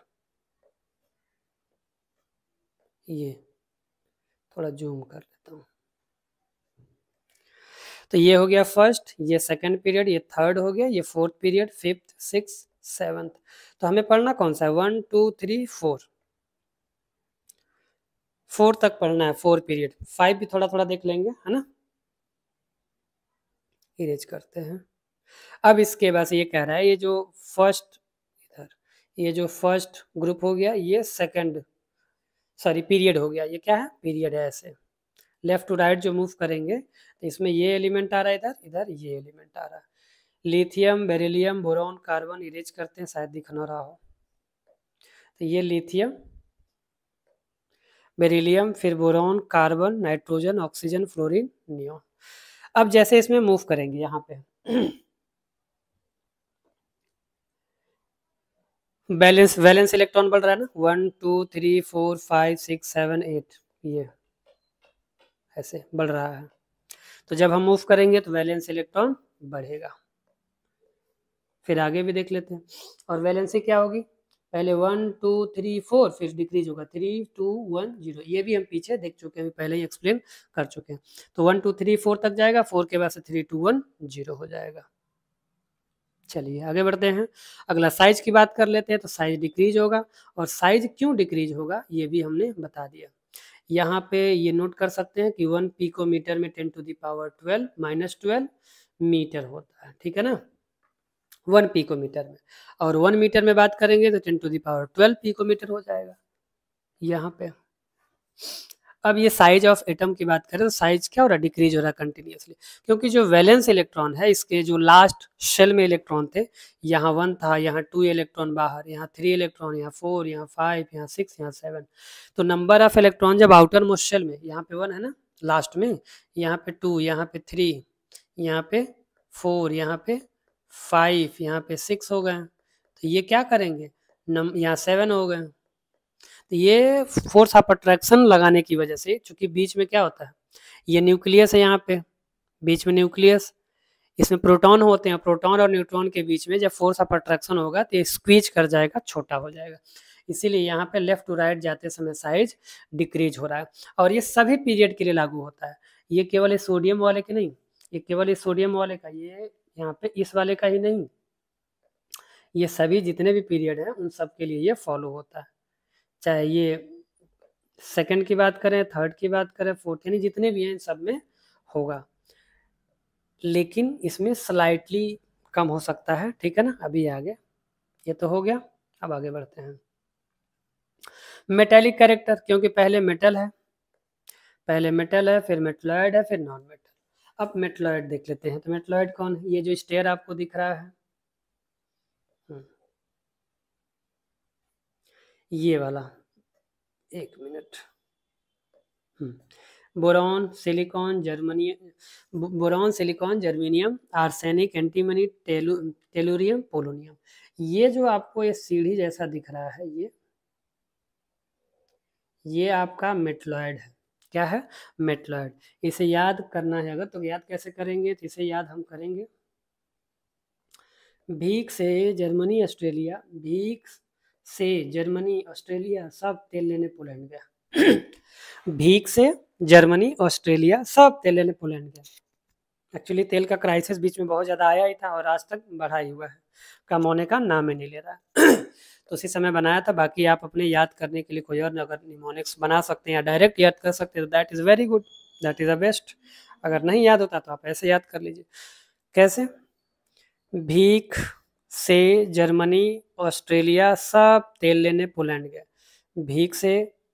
भीख से जर्मनी ऑस्ट्रेलिया सब तेल लेने पोलैंड गए। तो ये 7 एलिमेंट है जो कि मेटलॉयड है। तो इसमें हम क्या देख रहे हैं?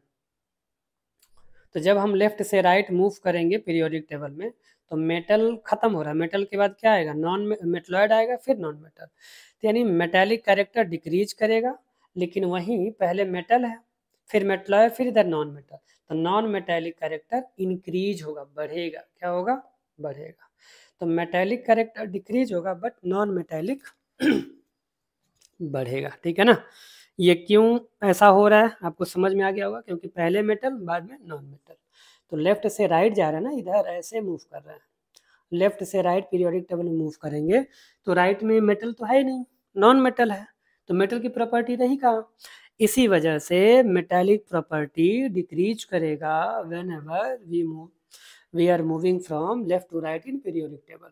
और नॉन मेटेलिक बढ़ेगा क्योंकि लेफ्ट में नॉन मेटल नहीं है, नॉन मेटल राइट में है, तो राइट की तरफ मेटल की प्रॉपर्टी बढ़ जाएगी। इसलिए जब राइट की तरफ, लेफ्ट से राइट में जब मूव करेंगे तो नॉन मेटेलिक कैरेक्टर बढ़ेगा और मेटेलिक कैरेक्टर घटेगा। ठीक है ना? यही सब पूरा कहानी इसमें लिखा हुआ है। आगे बढ़ते हैं। अब केमिकल रिएक्टिविटी की बात करते हैं। तो केमिकल रिएक्टिविटी क्या होगा?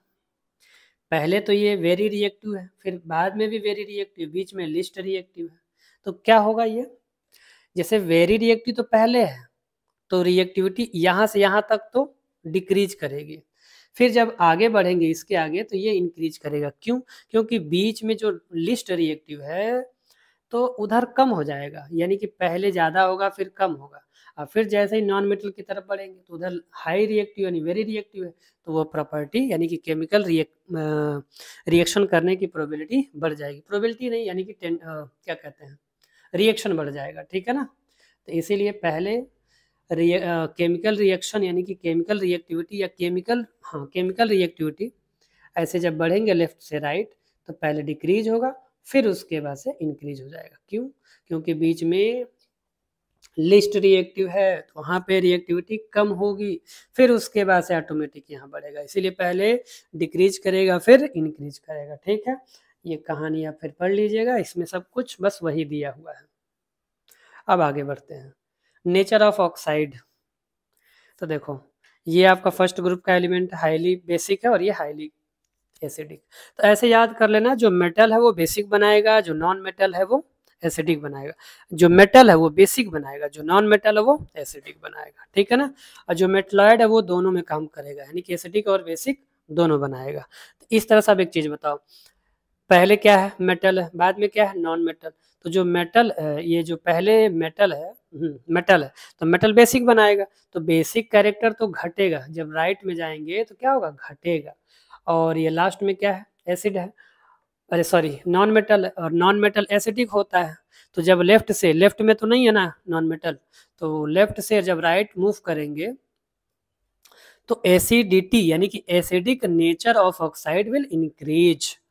तो जब लेफ्ट से राइट बढ़ेंगे तो acidic nature will increase and basic nature of oxide will decrease. क्यों? क्योंकि राइट साइड में मेटल नहीं है, तो मेटल नहीं है तो रिएक्ट कैसे करेगा, तो कैसे बेसिक बनाएगा, इसलिए बेसिक कैरेक्टर डिक्रीज होता है और एसिडिक इंक्रीज। ठीक है? आई होप समझ में आ गया होगा। आगे बढ़ते हैं। यहाँ पे देख लेते हैं, वही लेफ्ट से जब राइट जाएंगे, क्योंकि यहाँ पे ये मेटलॉयड दिखा, ये आपका मेटलॉयड है। बीक से जर्मनी, ऑस्ट्रेलिया सब तेल लेने पोलैंड गए। अरे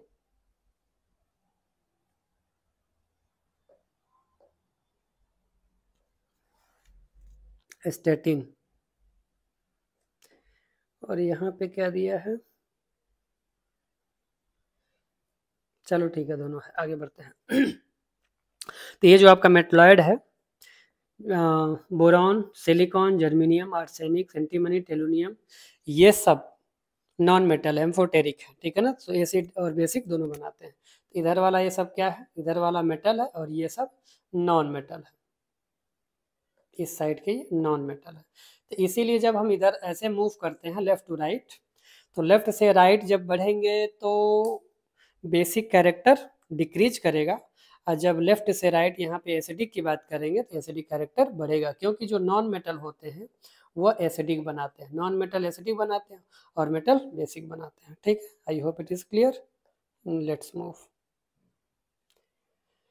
अब यहाँ पे आ गए, अब आ गए कैरेक्टरिस्टिक ऑफ ग्रुप, यानी ऊपर से नीचे की बात करेंगे। अब एक मिनट, जरा प्यास लग गई, करा सकते हैं।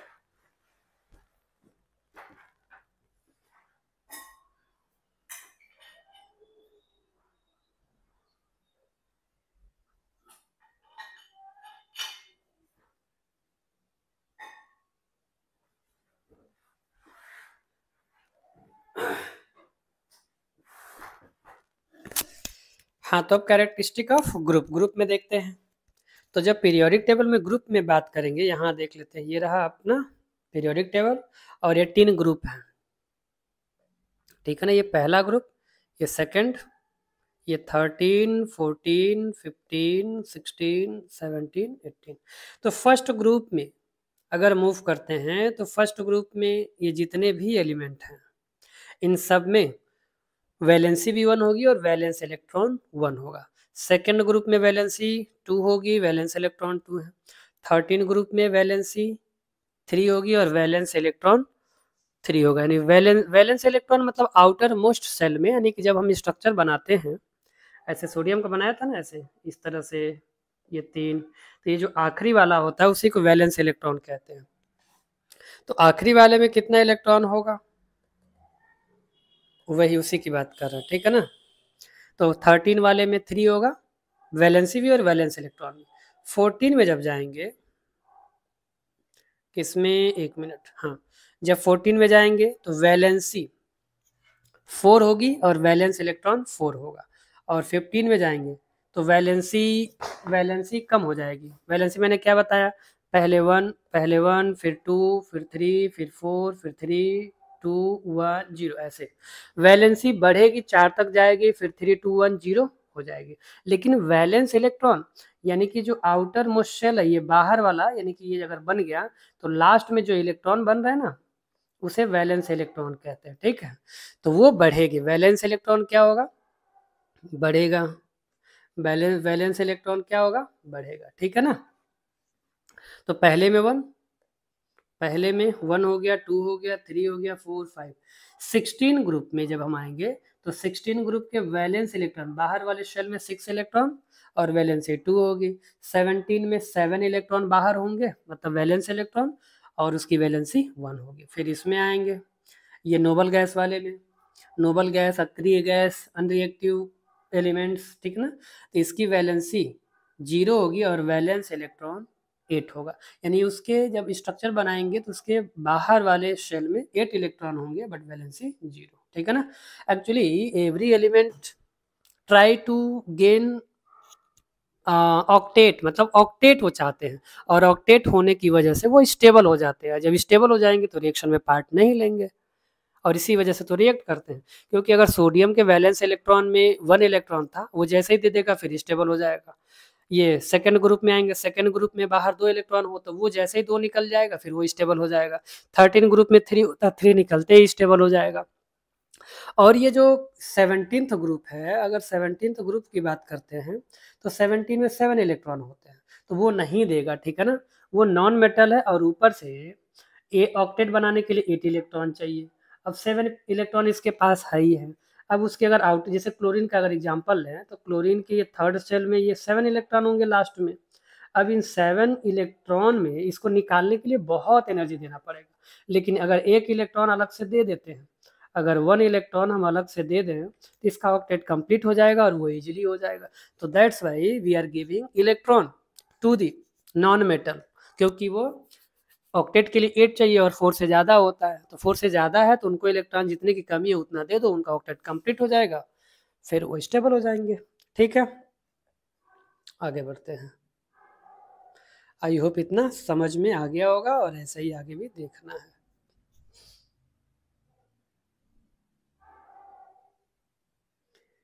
एक मिनट, किधर गया भैया?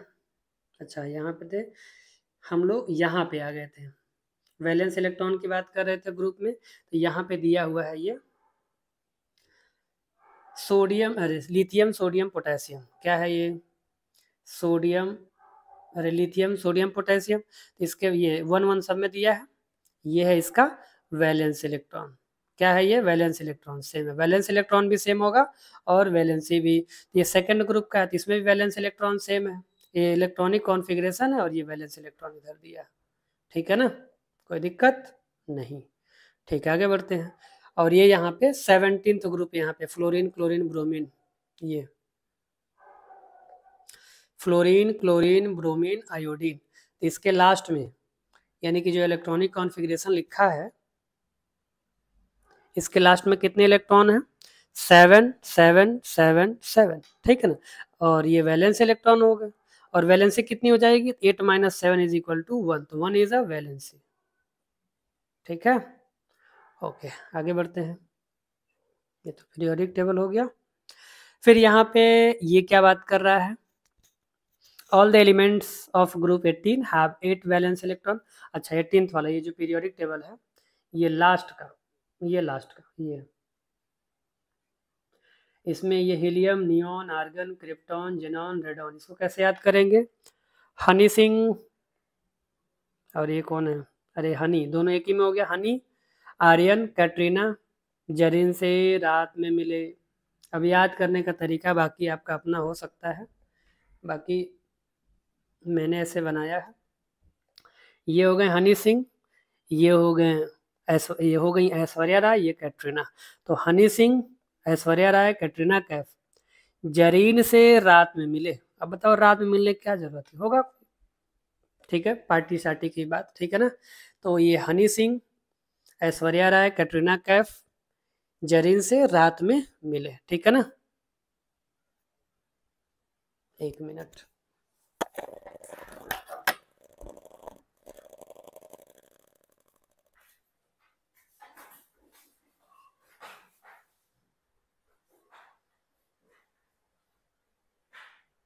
ये हो गया आपका helium neon argon krypton xenon radon. ठीक है ना, तो ये 18th ग्रुप में, इसमें वैलेंस इलेक्ट्रॉन 8 और वैलेंसी 0। ठीक है, तो यहाँ तक, कहाँ तक देखा था? ये तो हो चुका है। यहाँ पे helium neon argon krypton xenon radon,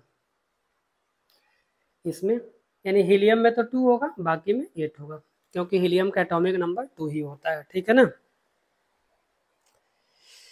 तो ये बस इतना ही समझना था। All the elements of group 18 have 8 valence electron each in their atoms except helium which has only 2 valence electron in the atom। तो क्योंकि इसका एटॉमिक नंबर 2 ही होता है इसलिए 2 है। और इसका यूज यहाँ पे दिया हुआ है आर्गन का, ठीक है ना, नियॉन का। If some elements have the same number of electron in the outermost shell of their atom then they belong to same group of the periodic table। यानी कि उसका वो वैलेंस इलेक्ट्रॉन सेम है तो इसका सेम ग्रुप का है। ठीक है ना, देख चुके हैं हम लोग। अब आते हैं वैलेंसी की बात। वैलेंसी भी मैंने बता ही दिया है। All the elements in a group have the same valency. अगर सेम ग्रुप में है, जैसे यहाँ पे देखा, फिर से इरेज करते हैं एक बार। ये पहला ग्रुप है, फर्स्ट ग्रुप, तो फर्स्ट ग्रुप में वैलेंसी कितना होगा? 1। फिर सेकंड ग्रुप की वैलेंसी 2, और ये 13 ग्रुप की वैलेंसी 3 हो जाएगी, और ये 14th का 4, 15 का 5, अरे सॉरी एक मिनट, वैलेंसी की बात कर रहे हैं ना। हाँ, तो 13 ग्रुप तक 14 ग्रुप तक तो ठीक है, यानी कि अगर हम 14 ग्रुप में आते हैं, ये हमारा 14 ग्रुप, तो 14 ग्रुप में वैलेंसी कितनी हो जाएगी, तो 14 ग्रुप सॉरी 13 ग्रुप की वैलेंसी 3, फिर 14 को देखते हैं, ये रहा 14 ग्रुप, 14 ग्रुप की वैलेंसी 4 हो जाएगी। फिर हम आते हैं, कलर थोड़ा चेंज कर लें, अब आते हैं 15 ग्रुप में। तो जब 15 ग्रुप में आएंगे तो 15 ग्रुप में वैलेंसी कितनी हो जाएगी, वैलेंस इलेक्ट्रॉन तो 5 होता है, 5 को 8 से माइनस करेंगे तो 3 आएगा, ठीक है ना। और ये बताया ही था कि पहले में 1, दूसरे में 2, 13 में 3, 14 में 4, अब कम करते जाओ, 15 में 3, 16 में 2, 17 में 1 और 18 में 0। तो पहले वैलेंसी 1 हुआ, फिर 2 हुआ, फिर 3 हुआ, 4 हुआ, 3 हुआ, 2 हुआ, 1 और 0, यानी 4 तक बढ़ेगा फिर डिक्रीज हो जाएगा, ठीक है ना। ठीक, आगे बढ़ते हैं।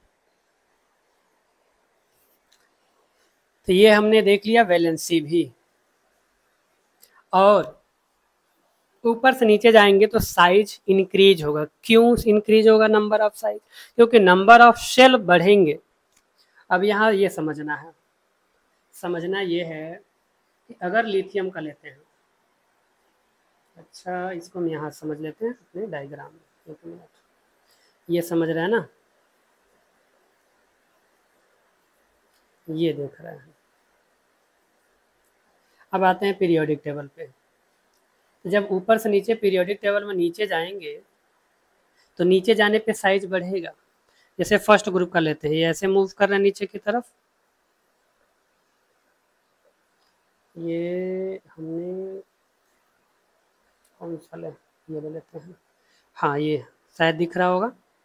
तो जब फर्स्ट ग्रुप में पीरियोडिक टेबल में नीचे जा रहे हैं टॉप टू बॉटम, तो इसका नंबर ऑफ शेल बढ़ेगा, इसमें एक ही शेल होगा, इस वाले में 2 शेल होंगे, इसमें 3 शेल होंगे, इसमें 4, इसमें 5, इसमें 6, इसमें 7। तो नंबर ऑफ शेल बढ़ने के साथ साथ, जैसे मान लो ये किसी का ये 1 शेल हो गया, अब किसी ये दूसरे में आ गए तो ये 2 शेल हो गया, साइज बढ़ गया, फिर तीसरे के लिए 3 शेल हो जाएगा ऐसे। तो साइज तो बढ़ रहा है ना कंटिन्यूसली।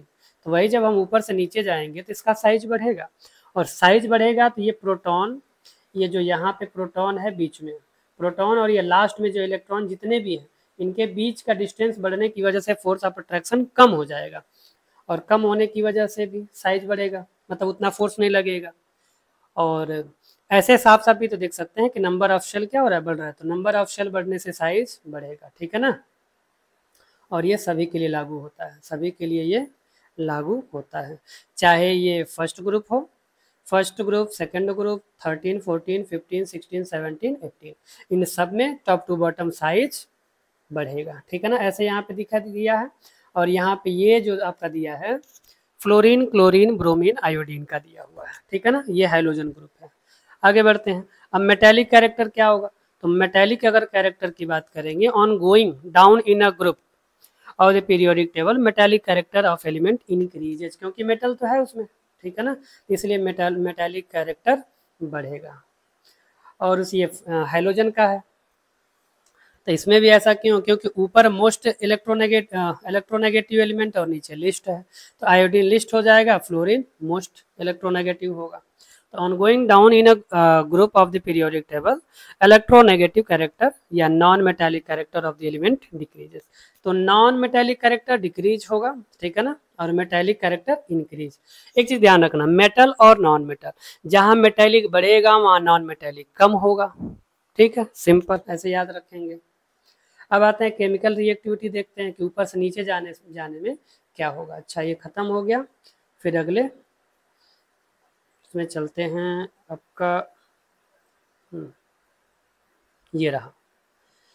तो इसमें क्या कह रहा है, the chemical reactivity of metal increases on going down in the group of the periodic table, यानी ये जो रिएक्टिविटी है केमिकल रिएक्टिविटी मेटल का इंक्रीज होगा, क्या होगा, इंक्रीज होगा टॉप टू बॉटम। जब जाएंगे तो मेटालिक कैरेक्टर, मतलब रिएक्टिविटी मेटल है ना, इसलिए भी इंक्रीज होगा। As we go down in a group of metal the tendency of their atom to lose electron increases, वो इसलिए रिएक्शन में पार्टिसिपेट ज़्यादा करेगा, रिएक्टिविटी बढ़ेगा, क्योंकि जैसे जैसे हम ऊपर से नीचे जा रहे हैं, तो ये अगर पहला शेल है, तो ये इसमें दूसरा 2 हो गया, साइज बढ़ गया, और साइज बढ़ने से नंबर ऑफ इलेक्ट्रॉन क्या हो गए, बढ़ गए। तो नंबर ऑफ इलेक्ट्रॉन बढ़ गया, डिस्टेंस भी बढ़ गया, तो वो लूज करने की टेंडेंसी बढ़ जाएगी। फिर इसमें 3 हो गया, ठीक है ना। तो जब ये क्या नाम है, ये आपका न्यूक्लियस यानी कि प्रोटॉन और इलेक्ट्रॉन के बीच में बॉन्डिंग कम होगी, तो ये इलेक्ट्रॉन यहाँ से आसानी से निकल जाएगा, यानी कि थोड़ी सी एनर्जी देंगे बाहर आ जाएगा। लेकिन जिसमें पास है वहां से निकालना मुश्किल होता है, ठीक है। आगे बढ़ते हैं। अब अगला क्या है, chemical reactivity of non metal. तब मेटेलिक बढ़ेगा तो नॉन मेटेलिक कम होगा। यहाँ पे देखो ये हेलोजन ग्रुप है, कौन सा है, halogen, fluorine, chlorine, bromine, iodine. ये है मोस्ट रिएक्टिव, ये है लीस्ट रिएक्टिव। तो chemical reactivity of non metal decreases on going, तो ये डिक्रीज करेगा, ठीक है। आगे बढ़ते हैं। नेचर ऑफ ऑक्साइड देखते हैं। ऑक्साइड एक बार देख भी चुके हैं, ठीक है। तो ये आपका हो गया, यहाँ पे थोड़ा सा देख लेते हैं। On going down of group the periodic table there is a no change in the nature of oxide. जब सेम ग्रुप है तो उसमें ऑक्साइड का कोई नेचर चेंज नहीं होगा। जैसे अभी देखा उसमें था R2O, फिर RO था, फिर R2O3, इस तरह से था ना। तो ये ऑक्साइड है और हाइड्राइड दोनों बना रहा है। तो जब सेम ग्रुप है ऐसे ग्रुप, तो ग्रुप वाइज उसका नेचर कोई चेंज नहीं होगा, ठीक है ना।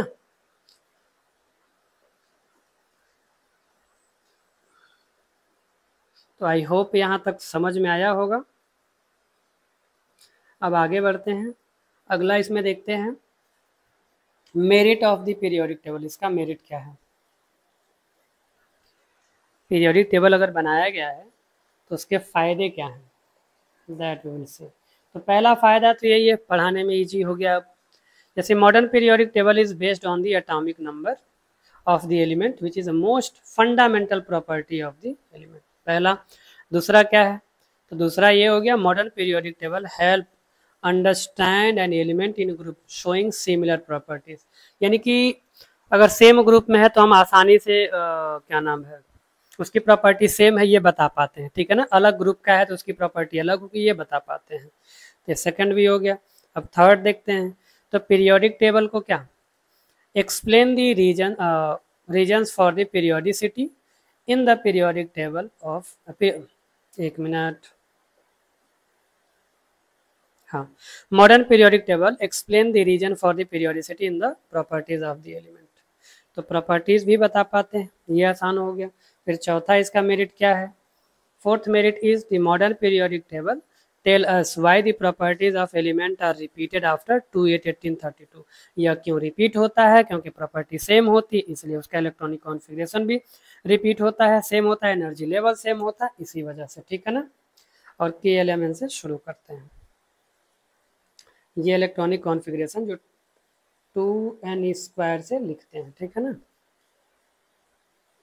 अब आगे बढ़ते इसका एडवांटेज देखते हैं। एडवांटेज इसका ये है कि periodic table has made the study of chemistry systematically and easy. एक तो ये सिस्टमेटिक हो गया, इजी हो गया, और आसानी से याद कर पाते हैं। फिर दूसरा ये है कि remember the properties of element, its position in the periodic table is known.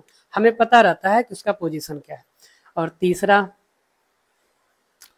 The type of compound formed element can be predicted by knowing its position. अब जैसे ये हमें पता रहता है कि वो किस तरह का कंपाउंड बनाएगा, वो एसिडिक है, बेसिक है, तो ये सारी चीज़ें, तो इसका एडवांटेज हो गया। फिर उसके बाद से मेरिट हो गया। ये दोनों आप लोग याद कर लीजिएगा, एग्जाम में आता है।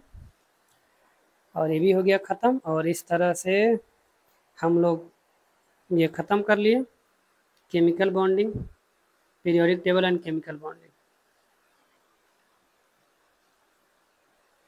When an element from left side of the periodic table combine with the element from the right side of the periodic table, ionic bond। मतलब ये बता रहा है कि अगर ये पीरियोडिक टेबल है, इधर जो लेफ्ट में है और ये राइट में, दोनों अगर कंबाइन करेंगे तो आयनिक बॉन्ड बनाएंगे। एक्चुअली ये है कि जैसे अभी बता रहा हूँ उसमें चल के टेबल में,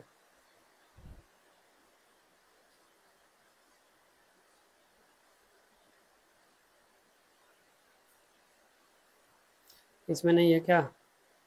अरे इसमें पीरियोडिक टेबल ही नहीं डाला, भूल गया।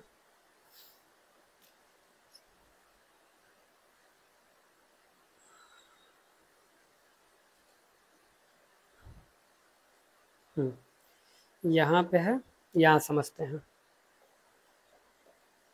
तो ये जो पीरियोडिक टेबल है, जैसे ये फर्स्ट ग्रुप हो गया, ये सेकंड ग्रुप, ये 13, तो ये सब मेटल है। जब मेटल नॉन मेटल से बनाएंगे तो ये इनको, जैसे ये इसमें वैलेंस इलेक्ट्रॉन में क्या है, लिथियम में 1 है, अगर वह इलेक्ट्रॉन रिलीज कर दे तो वो स्टेबल हो जाएगा। और इधर फ्लोरीन को एक चाहिए तो ये इसको दे देगा, तो ये इसको लिथियम आपका फ्लोरीन को एक दे देगा, अब फ्लोरीन ले लेगा, तो ये भी स्टेबल, ये भी स्टेबल। इसीलिए ये आयनिक बॉन्ड बनाते हैं। और आयनिक बॉन्ड में क्या करते हैं, इलेक्ट्रॉन का ट्रांसफर हो जाता है, शेयर नहीं करते। शेयरिंग बॉन्ड में कोवेलेंट बॉन्ड होता है, ठीक है ना। तो आई होप आपको अच्छे से समझ में आ गया होगा। और अगर कुछ डाउट होगा तो एक दो बार और रिपीट करके आप लोग देख लीजिए, बुक को एक बार पढ़ लेंगे तो जरूर समझ में आएगा, ठीक है। फिर मिलते हैं अगले लेक्चर में, आप अपनी पढ़ाई करते रहिए। Thank you, all the best.